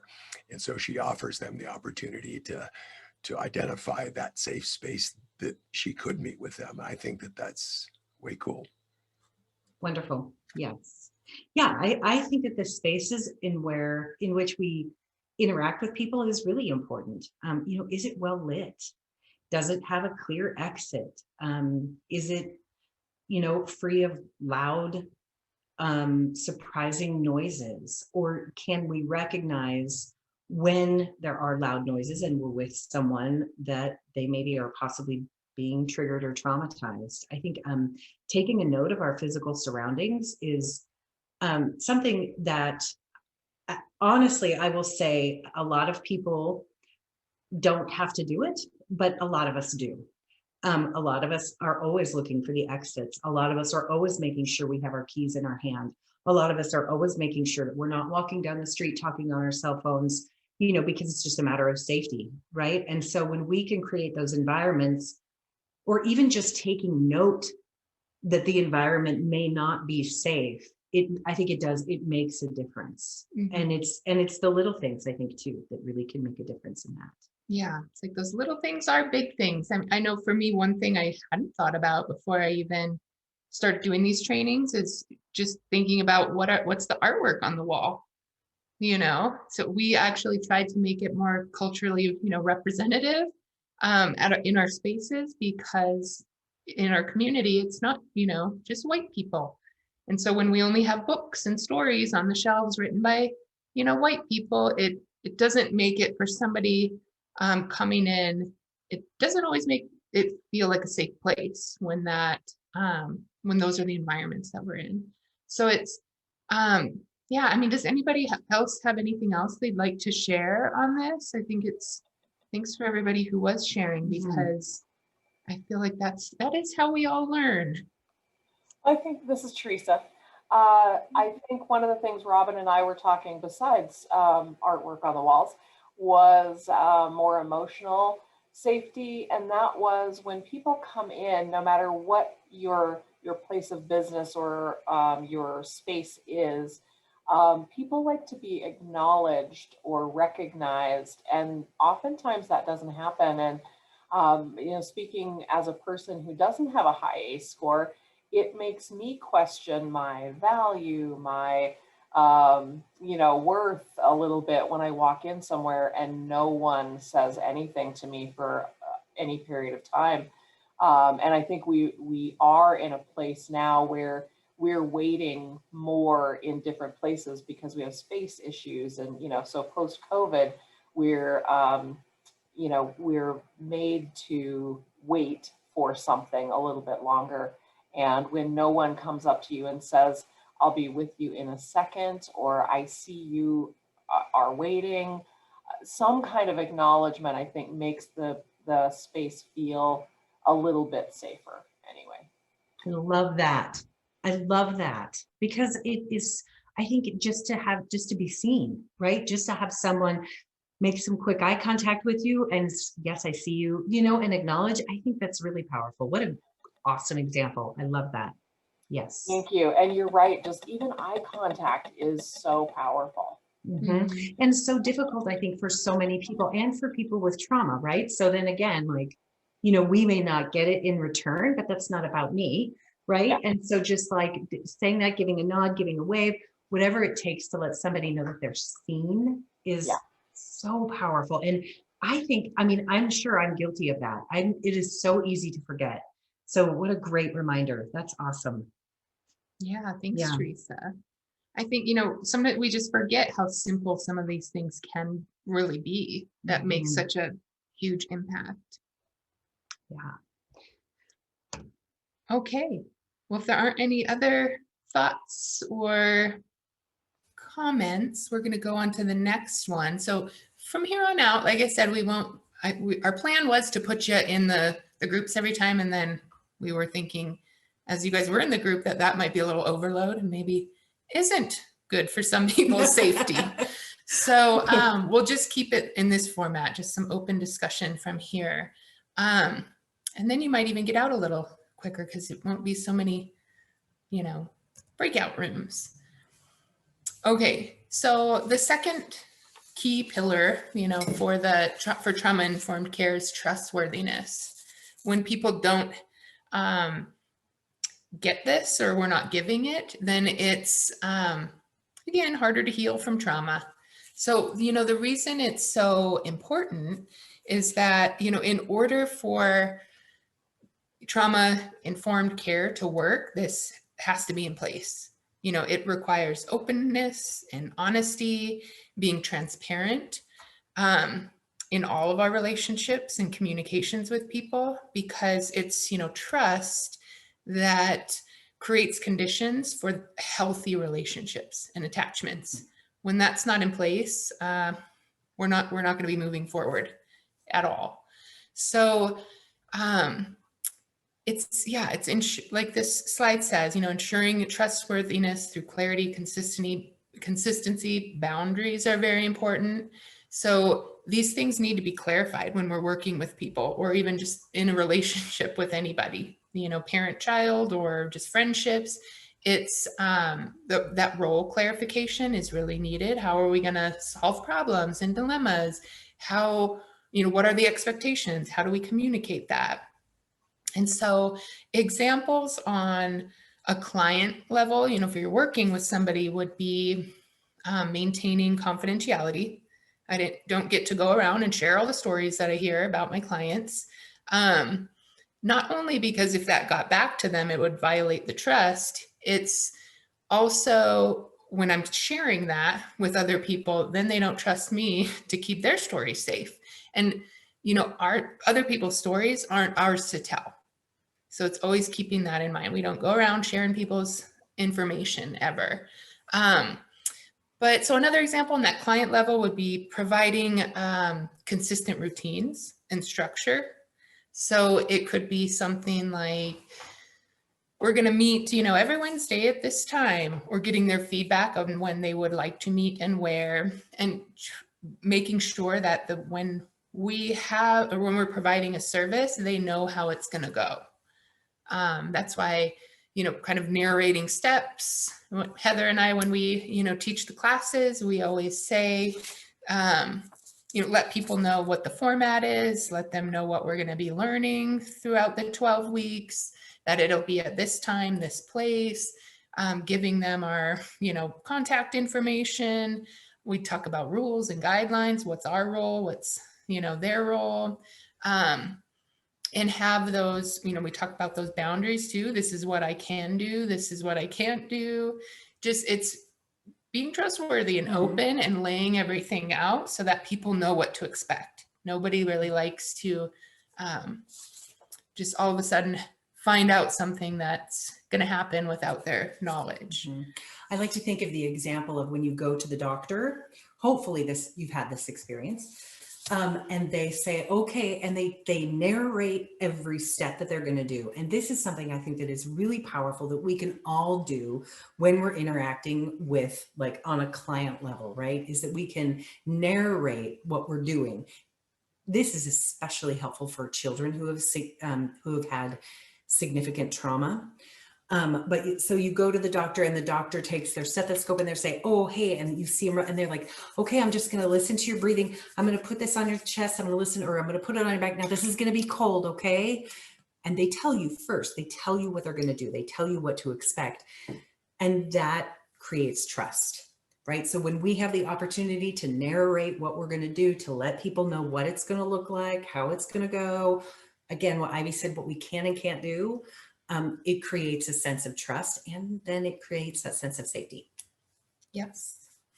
So yeah, that's like the client level. Workforce level, things that need to be in place are having your job title or your, you know, the expectations of your job given to you. So the employer lets people know what those expectations are and maintains those boundaries. When that's, again, when these things aren't in place, we start to have a breakdown of that cycle of, you know, or we're not a breakdown of the cycle, then we're still in the cycle. Right.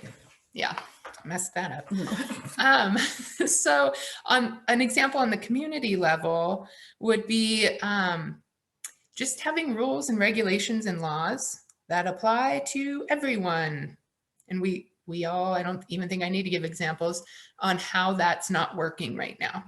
There are specific systems set up to benefit others and keep others in power and keep other people oppressed. And so I'm going to let you guys maybe give me some examples now on areas where you think we could improve maybe, or what's working, what's, you know, maybe just thoughts and ideas. It doesn't have to be anything concrete, just what are your guys's, like this question says, you know, what other areas would you consider important for trust? What's coming to mind?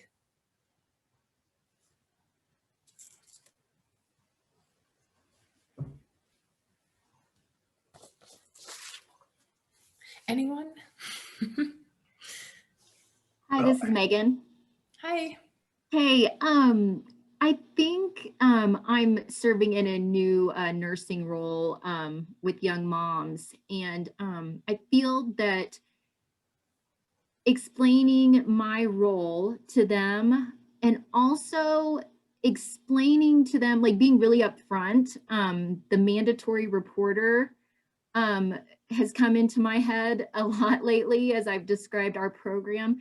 And I just like to be really upfront about it. and it's concerned me, like, well, will this change the way they interact with me? Will it change the way they share information? But I just came to a place where it's like, it's a way of forming connection and trust, like letting them know I'm a mandatory reporter. But they know that right off the bat. So if anything was to go down that road, they know. Yes, I think that's a great example, because given that opportunity, you can explain, I'm a mandatory reporter. This is what it means. This is what it will look like if this should happen, right? Yes. I will let you know that I'm going to make that call. You have the opportunity to make that call with me, right? Where you can give choices and you can give trust. And then it's absolutely clear, right? And then there's no question about what to expect. You have boundaries, you have expectations, you involve them. I think that's a great example. Exactly. Everything you just said, perfect. Right. No, I love that, because I think anybody who's a mandated reporter needs to disclose that. Otherwise, it's violating the trust, and it takes away people's choice then of what they share. If they share something and they're not aware that, because we haven't told them, that we actually do report, then they are shocked to find out that they, should have maybe not shared so much. Right. They often feel tricked. Yeah. Yeah. So I think, that's a very great. good point, that we disclose that we're just clear and open, transparent with everything that we do when we're providing a service to anybody. Mm-hmm. Great example. Yeah. Anybody else have any thoughts or feelings around why trustworthiness works, or why it's so important, or maybe an example of how they use it in their own life? It's okay. I never share either. I have another example of trustworthiness, of trustworthiness. This, again, a lot of this relates back directly to what Ivy and I teach. So a lot of our examples are like with parent-child relationships, but I think this works at any level, is when we have made a mistake, that we say, oh, I made a mistake, and that we own it and that we talk about it, and that if we can do that and create an environment without shame, with the people that we're working with the people that are working underneath us, with the people that we're, in whatever capacity we're serving people, is to just be able to say, to openly admit mistake creates a level of trust as well. We say that with our parents a lot. Yes, such an important form of modeling too. Mm-hmm. Thanks, Megan. Okay, well, we're going to go on to the next one, is choice. Here we go. So people who have had adverse childhood experiences as children have lived in environments over which they have had no control, right? So they've had no choices. They've had not a lot of opportunity to use their voice, and they often feel like they don't have a lot of control over their lives. So we can provide a more trauma-informed environment by just allowing people the freedom of choice in their lives. I always think that what is this kind of delicate balance with choice is that too many choices is unfair and overwhelming for a lot of people who've had trauma. And so it's really hard to know how many choices to give and where to just not provide so many choices. So an example, this is a great example. So, when you go into a restaurant and there are like 600 dinner choices, right? Like there's 600 things on the menu, and you're like, I can't, I'm too overwhelmed, right? I think everybody can kind of identify with that feeling, right? And so, if you have 2 choices, it's actually much easier. 3 choices, it's much easier. And the choices need to be actual choices, right? So if we give someone to choose A or B and they choose B, and then we're like, oh yeah, no, actually you don't get to have the chicken, right? That doesn't feel good. And so we need to give actual choice. If it's a workforce level, so say that we're supervising, we need to offer our employees times to choose their breaks, to choose when to take their lunch. We all know that this last year has changed the way that we work, right? And we realize that we can get a lot of work done and be incredibly flexible. So can we let employees choose hours that they work, days that they work? Can we help make their world a little bit easier by saying, yeah, you can get this work done in the evenings if it means that you're, for crying out loud, you're with your kiddo all day long doing Missoula Online Academy. Of course you can have that choice, right? So providing those choices for employees is pretty powerful for people. And then, we do this at a community level. We give choice on a community level because we get to vote, right? Well, yeah. I know we're trying to keep it short. We're looking at time. Yeah. It's like, oh, we still have some videos and stuff. But does anybody want to shout out any ideas where they think, choice makes a big difference or can really matter? I just wanted to add that my experience has been when people are stressed is they actually don't see many alternatives.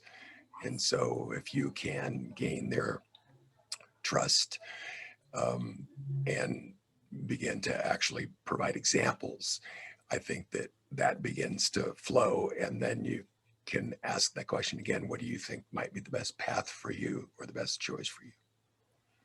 Yes. I love that. Thanks, David. Yes.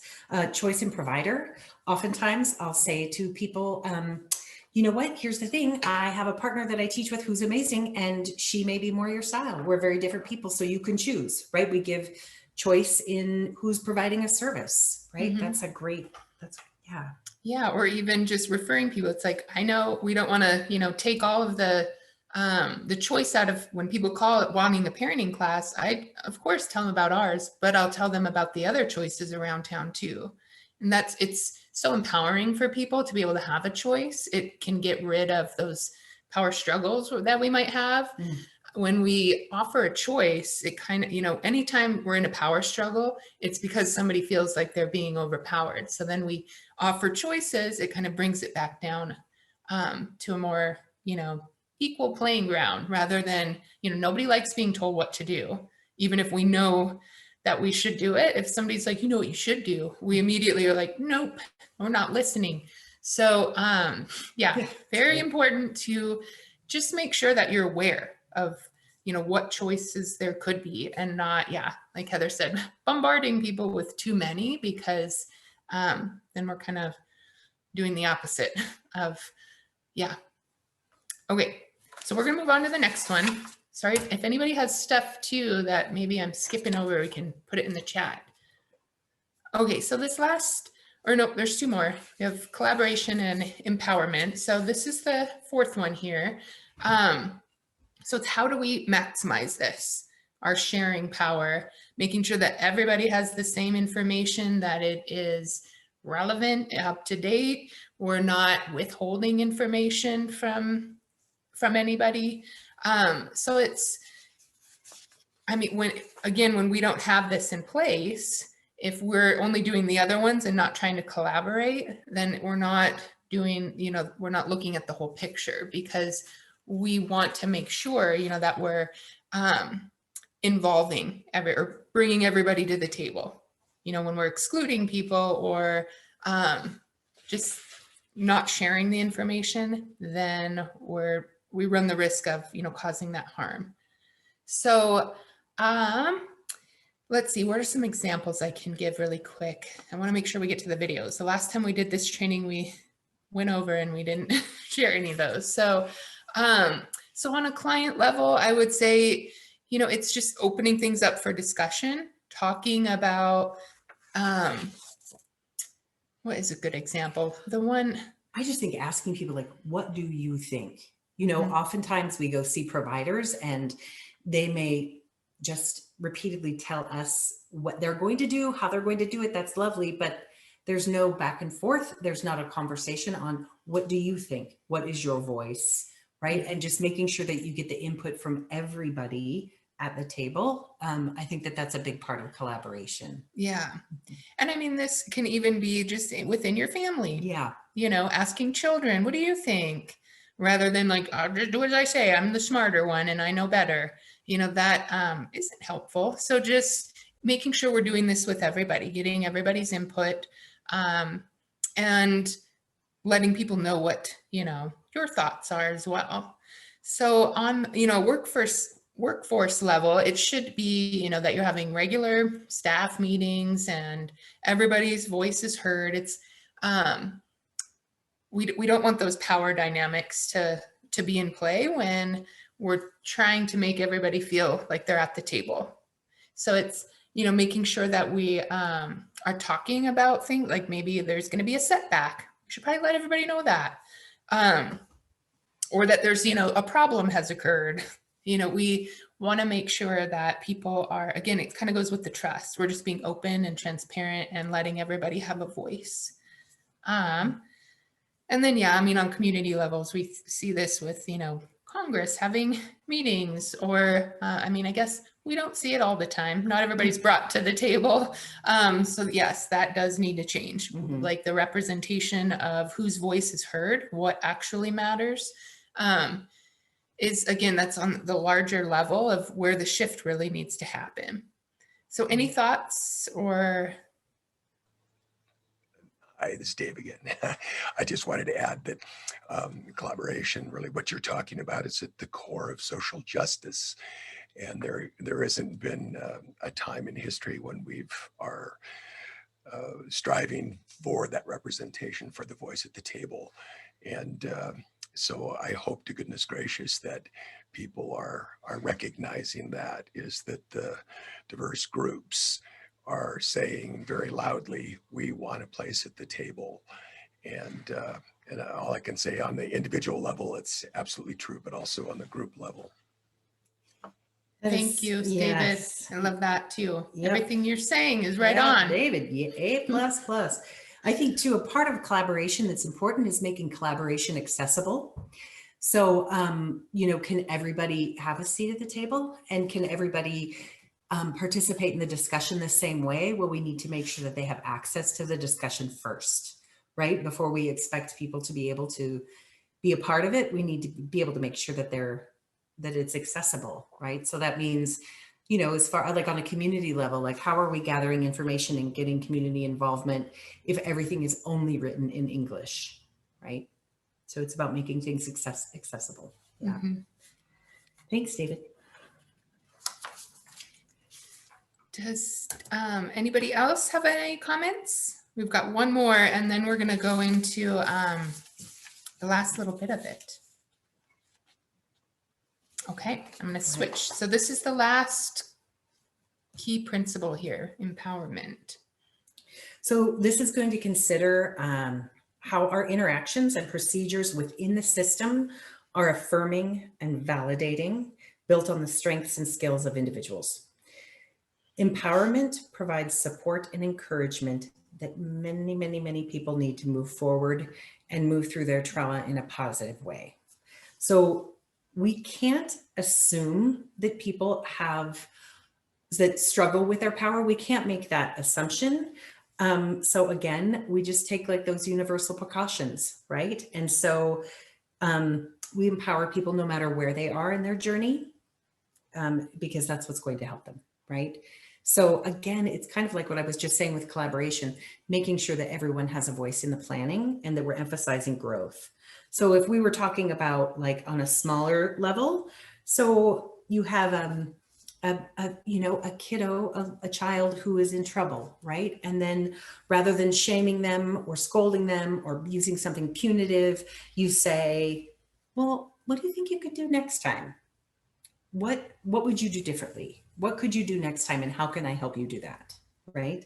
At a worker level, we get surveys and feedback about the services that we provide. So we can change so we can make a change from within, right? And then on our community level, we provide services to people who have had drastic change. So empowering people is making sure that they're not homeless after losing a job, right? So we continue unemployment benefits. We make sure that people have access to housing and food, because you can't move forward without those basic principles, right? You can't move forward without those. And that is empowering to people. So anybody else have empowering and just anything that can be done to empower individuals?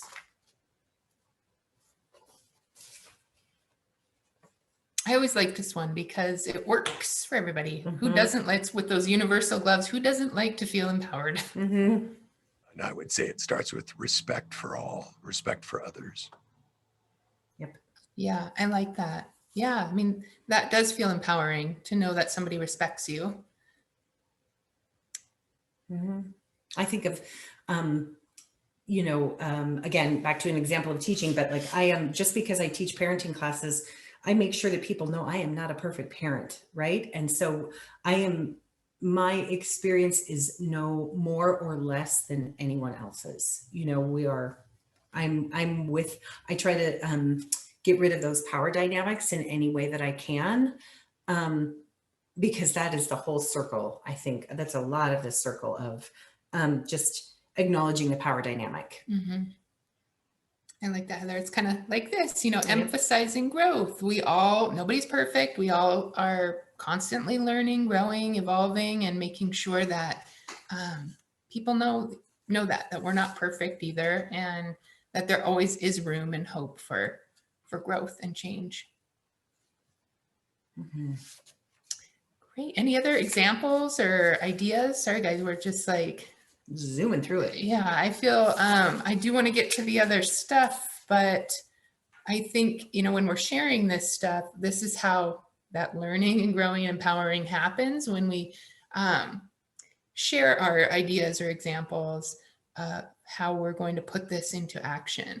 Because it can be hard, to come up with some of these examples. Heather and I were kind of stumped for a few of them too, to just really, when we're thinking about it on all these different levels, it's like, how can I make sure that change is happening, that we are evolving and moving forward in, on all these levels? It can be a lot, but I think this is where we begin, is just being aware and thinking about it.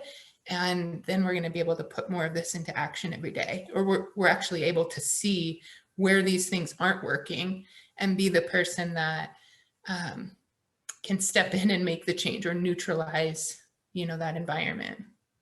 Mm-hmm. Perfect. Because it really isn't about adding more work, being trauma informed, being trauma responsive to people isn't about adding more work or more to our plate that already feels fairly full. It really is just about a change in our thinking and a change in the way that we move through life with other people, right? It's about moving with other people and approaching people and seeing their trauma through a lens that's more forgiving and kind. I mean, it's, it really does have the chance to change lives. Just the way that we use this, becoming trauma informed, and the way that we talk and interact with everybody. Like Heather said, even the people at the grocery store, even people in, just passing on the street. What's our body language? Are we, friendly and smiling, or are we that scary person that's having a bad day? And we just, aren't thinking about how our actions affect those around us. So yeah, I think that's important to know that this new way of thinking can potentially even save lives and keep us out of that cycle. Here's everybody's favorite part. Heather and I joke about, this because we go to so many trainings on, because, as social workers, running the risk of, that secondary trauma, we hear self-care a lot. Like, what can you do to make sure this isn't happening? But it is, we joke about it, but it is important. And so, making sure that we're not giving, pouring from our cup, and then it becomes empty, and then we're not able to help anybody, not even ourselves. So what is it that we do to fill that cup back up so that it doesn't get to the point where we're running on empty, or that we've been on the back burner for, you know, months at a time. And then it's affecting us and the people around us, because we can't, you know, I've said this, we can't pour from an empty cup, and then we're not doing our work or treating our friends or our family, you know, in the way that we would like to be. So, you know, self-care, I like to say it just, it looks different for everybody. I can't say, you know what my self-care routine is, this is what you should go do, because it works for me. It's different for everybody.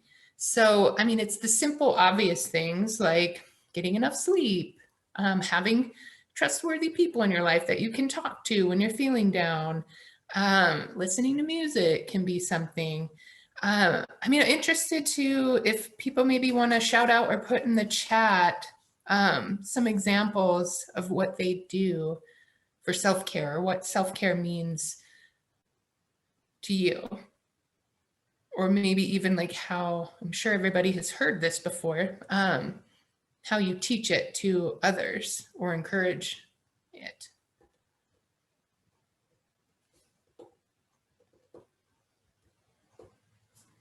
I think I often hear self-care so much that it just, I'm just like, ugh, eye roll. Like, oh, right, self-care. Oh, journaling is great. Yes. About good things, yeah.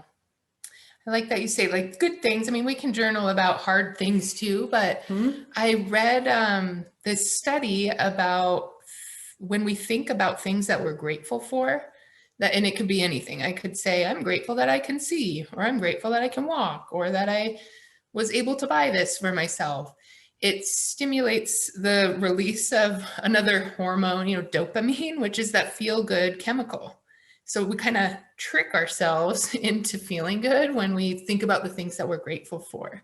So even just trying to do that daily, without, you know, we don't want to get into that toxic positivity of like, don't think about anything that's negative ever.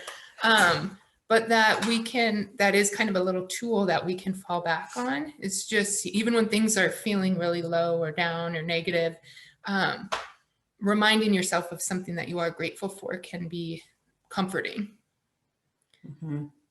Exercise regularly, eat a good diet, get 7 hours of sleep. Yep.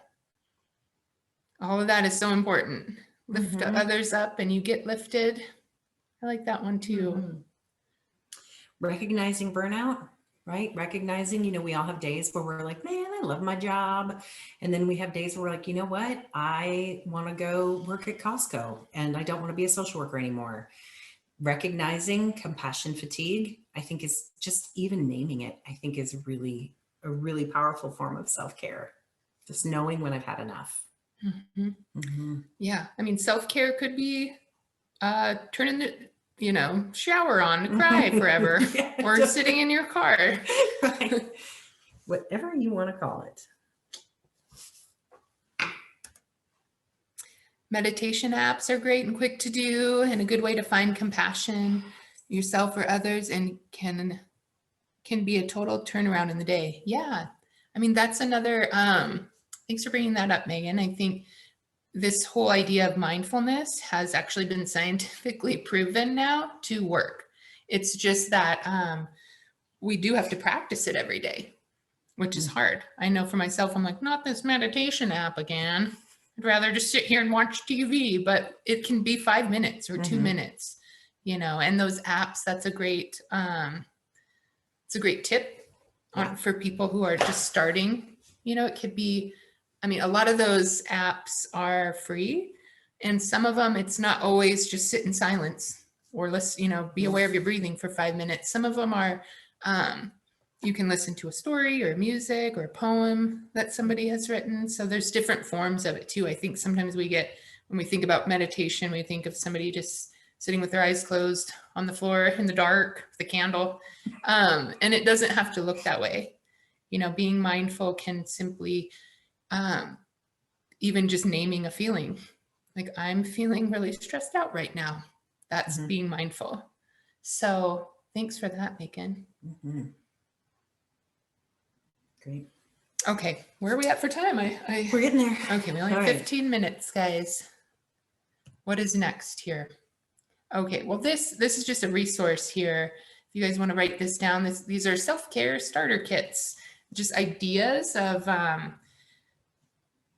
what we can do. I mean, we did name some things, but this has some other tools there on, because I think people do struggle with this. Mm-hmm. It's not really easy, and it's sometimes easier to give and give than to give to what we think that we're being selfish if we're taking time for ourselves and we're, you know, trying to change that mindset.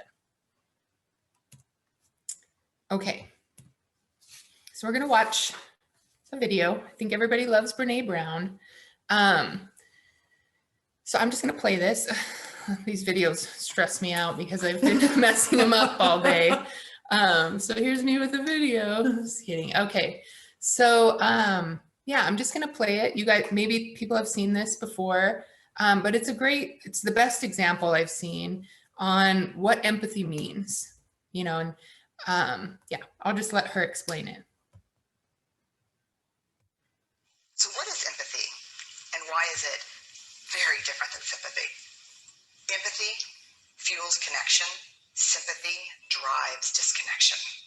Empathy, it's very interesting. Teresa Wiseman is a nursing scholar who studied professions, very diverse professions where empathy is relevant, and came up with 4 qualities of empathy.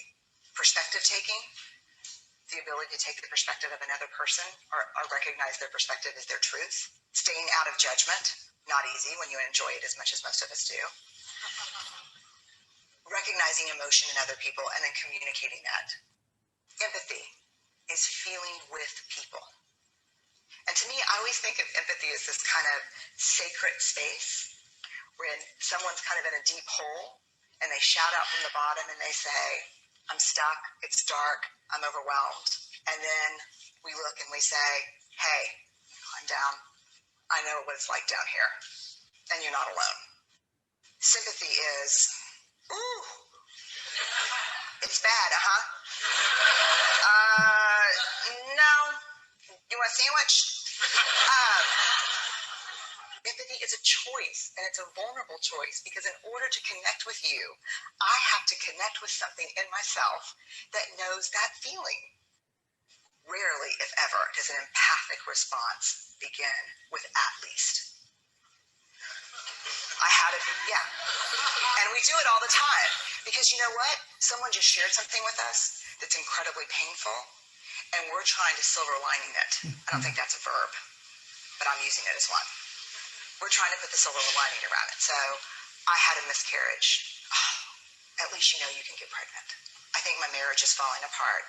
At least you have a marriage. John's getting kicked out of school. At least Sarah is an A student.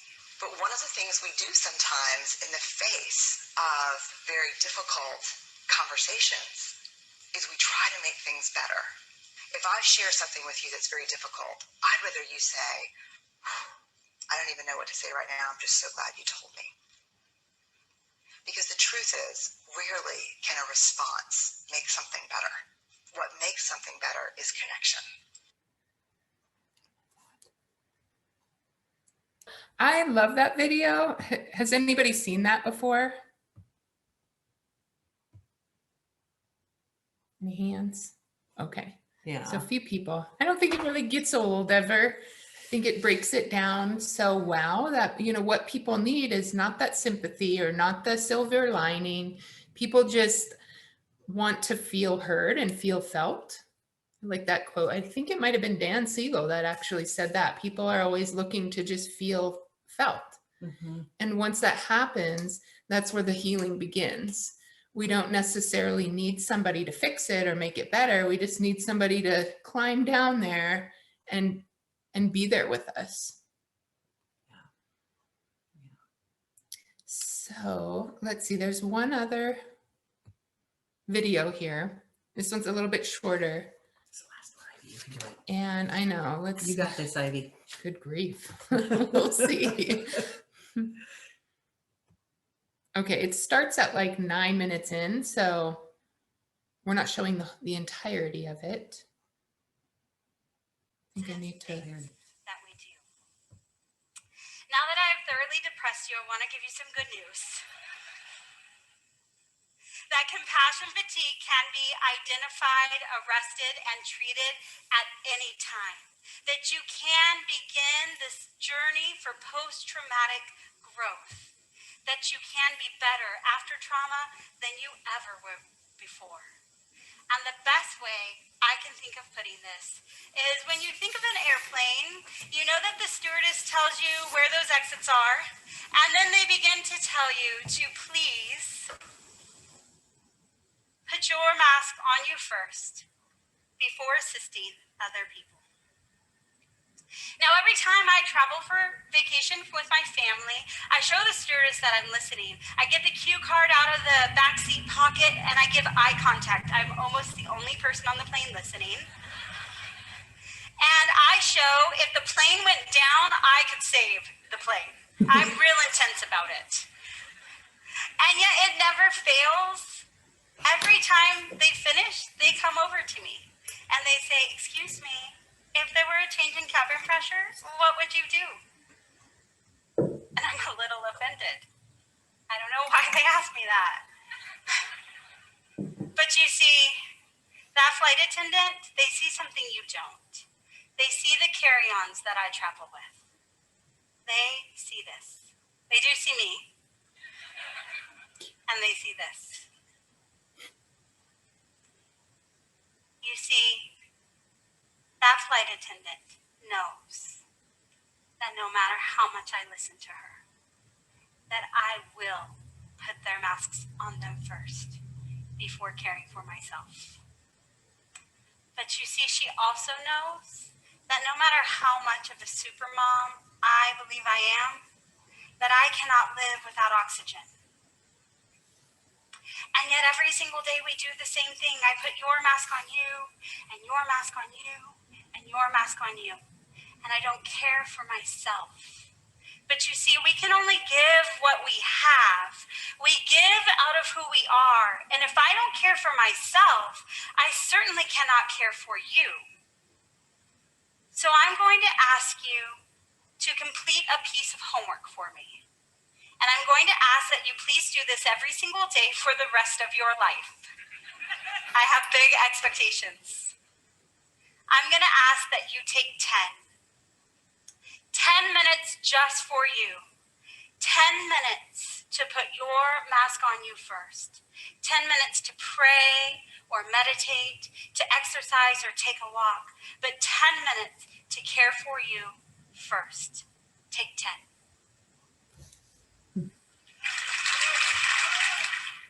Figured it out this time.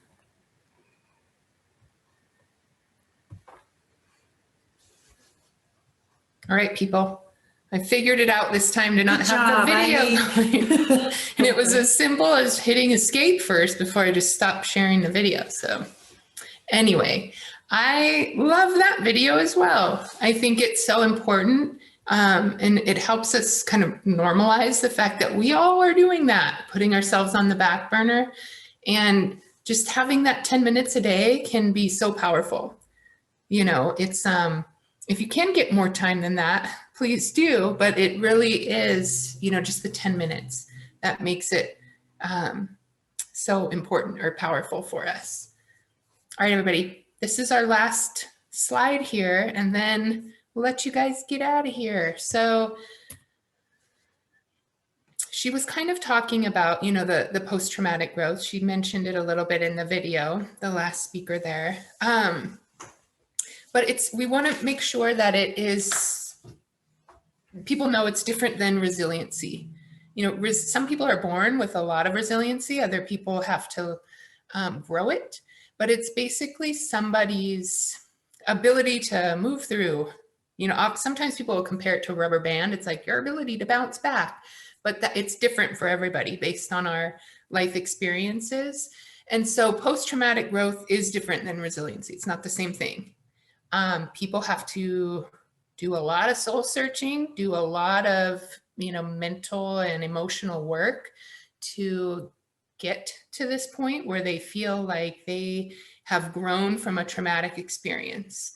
we never want, and I don't know if people have heard those sayings where it's like everything happens for a reason, or what doesn't kill you makes you stronger. That's not being trauma informed. So let's not use those. That's not what this is. It's a lot of work that, like I said, that people have to go through to get to a point where they feel like they've become stronger or are better now than they were post, trauma. Heather, do you want to elaborate a little bit? I think oftentimes what we hear people say is often, especially I think that for those of us who do any kind of service or social work, we often hear if we have had trauma or if we share a trauma, they're like, oh, that's why you do the work you do. Or, oh, your experience must have made you so strong, but think about how strong you are. And that is not trauma informed. And that response to somebody's trauma is not helpful because, nobody has to go through trauma to become stronger or better or have a job in a social work position. Nobody needs to have trauma to be complete. And nobody needs that kind of strength, right? So the traumas that people have gone through, if they are able to decide that they have come out the other end, come out the other side of it, and they're stronger, that's great for them. That is not the case for everybody. And I know trauma that nobody needs to be that strong for. Nobody should ever have to be that strong. And so I think it's important that when we're interacting with people that we realize that post-traumatic growth is lovely and it's wonderful, but it's a journey and it's a lifelong journey that people go through after their trauma, like Neen, right? It was a lovely, lovely story, but her post-traumatic growth did not happen overnight. And it took a lot of failure before she was able to be successful and grow. So I think just being mindful of that is really important. Yeah. And I think, I like this idea of the post-traumatic growth, but like Heather was saying, it does take a lot of work. So we can't just expect everybody who's experienced trauma to gain this from an experience. But there is that hope in it that that something good, good can come from it. And that, we feel that way. So again, it's just that perspective taking too on how people feel about what has happened to them. So that is the end of our presentation. I know that we kind of rushed it there at the end there. I don't know, I saw in the chat that there's a survey to please complete, but I'd like to open it up. We only have a couple minutes, but if anybody has questions, comments, we'd love that. So you got something in the chat. Thank you very much. This is terrific. I uploaded an article that if anybody's interested, that it was a meta study in 2005 that Sean Achor in his book, The Happiness Advantage, went to look at the positive literature in psychology versus all the negative stuff. And it's just terrific. I mean, it's a lift in itself reading it. And then those who do read it could think of ways to manifest it in their lives. So again, thank you. Thanks, so David. Great. Thanks, David, for all your participation and feedback. And I'm going to screenshot that article link to take a look at it. Thank you. Well, thanks everybody for being here. Aren't too many questions in here. Yeah, we appreciate your time. And yeah. Thank you for spending the day with us. My goodness. Know. Go do your 10. Go take care. Thank you, everyone. Thanks. So much. Have a great day.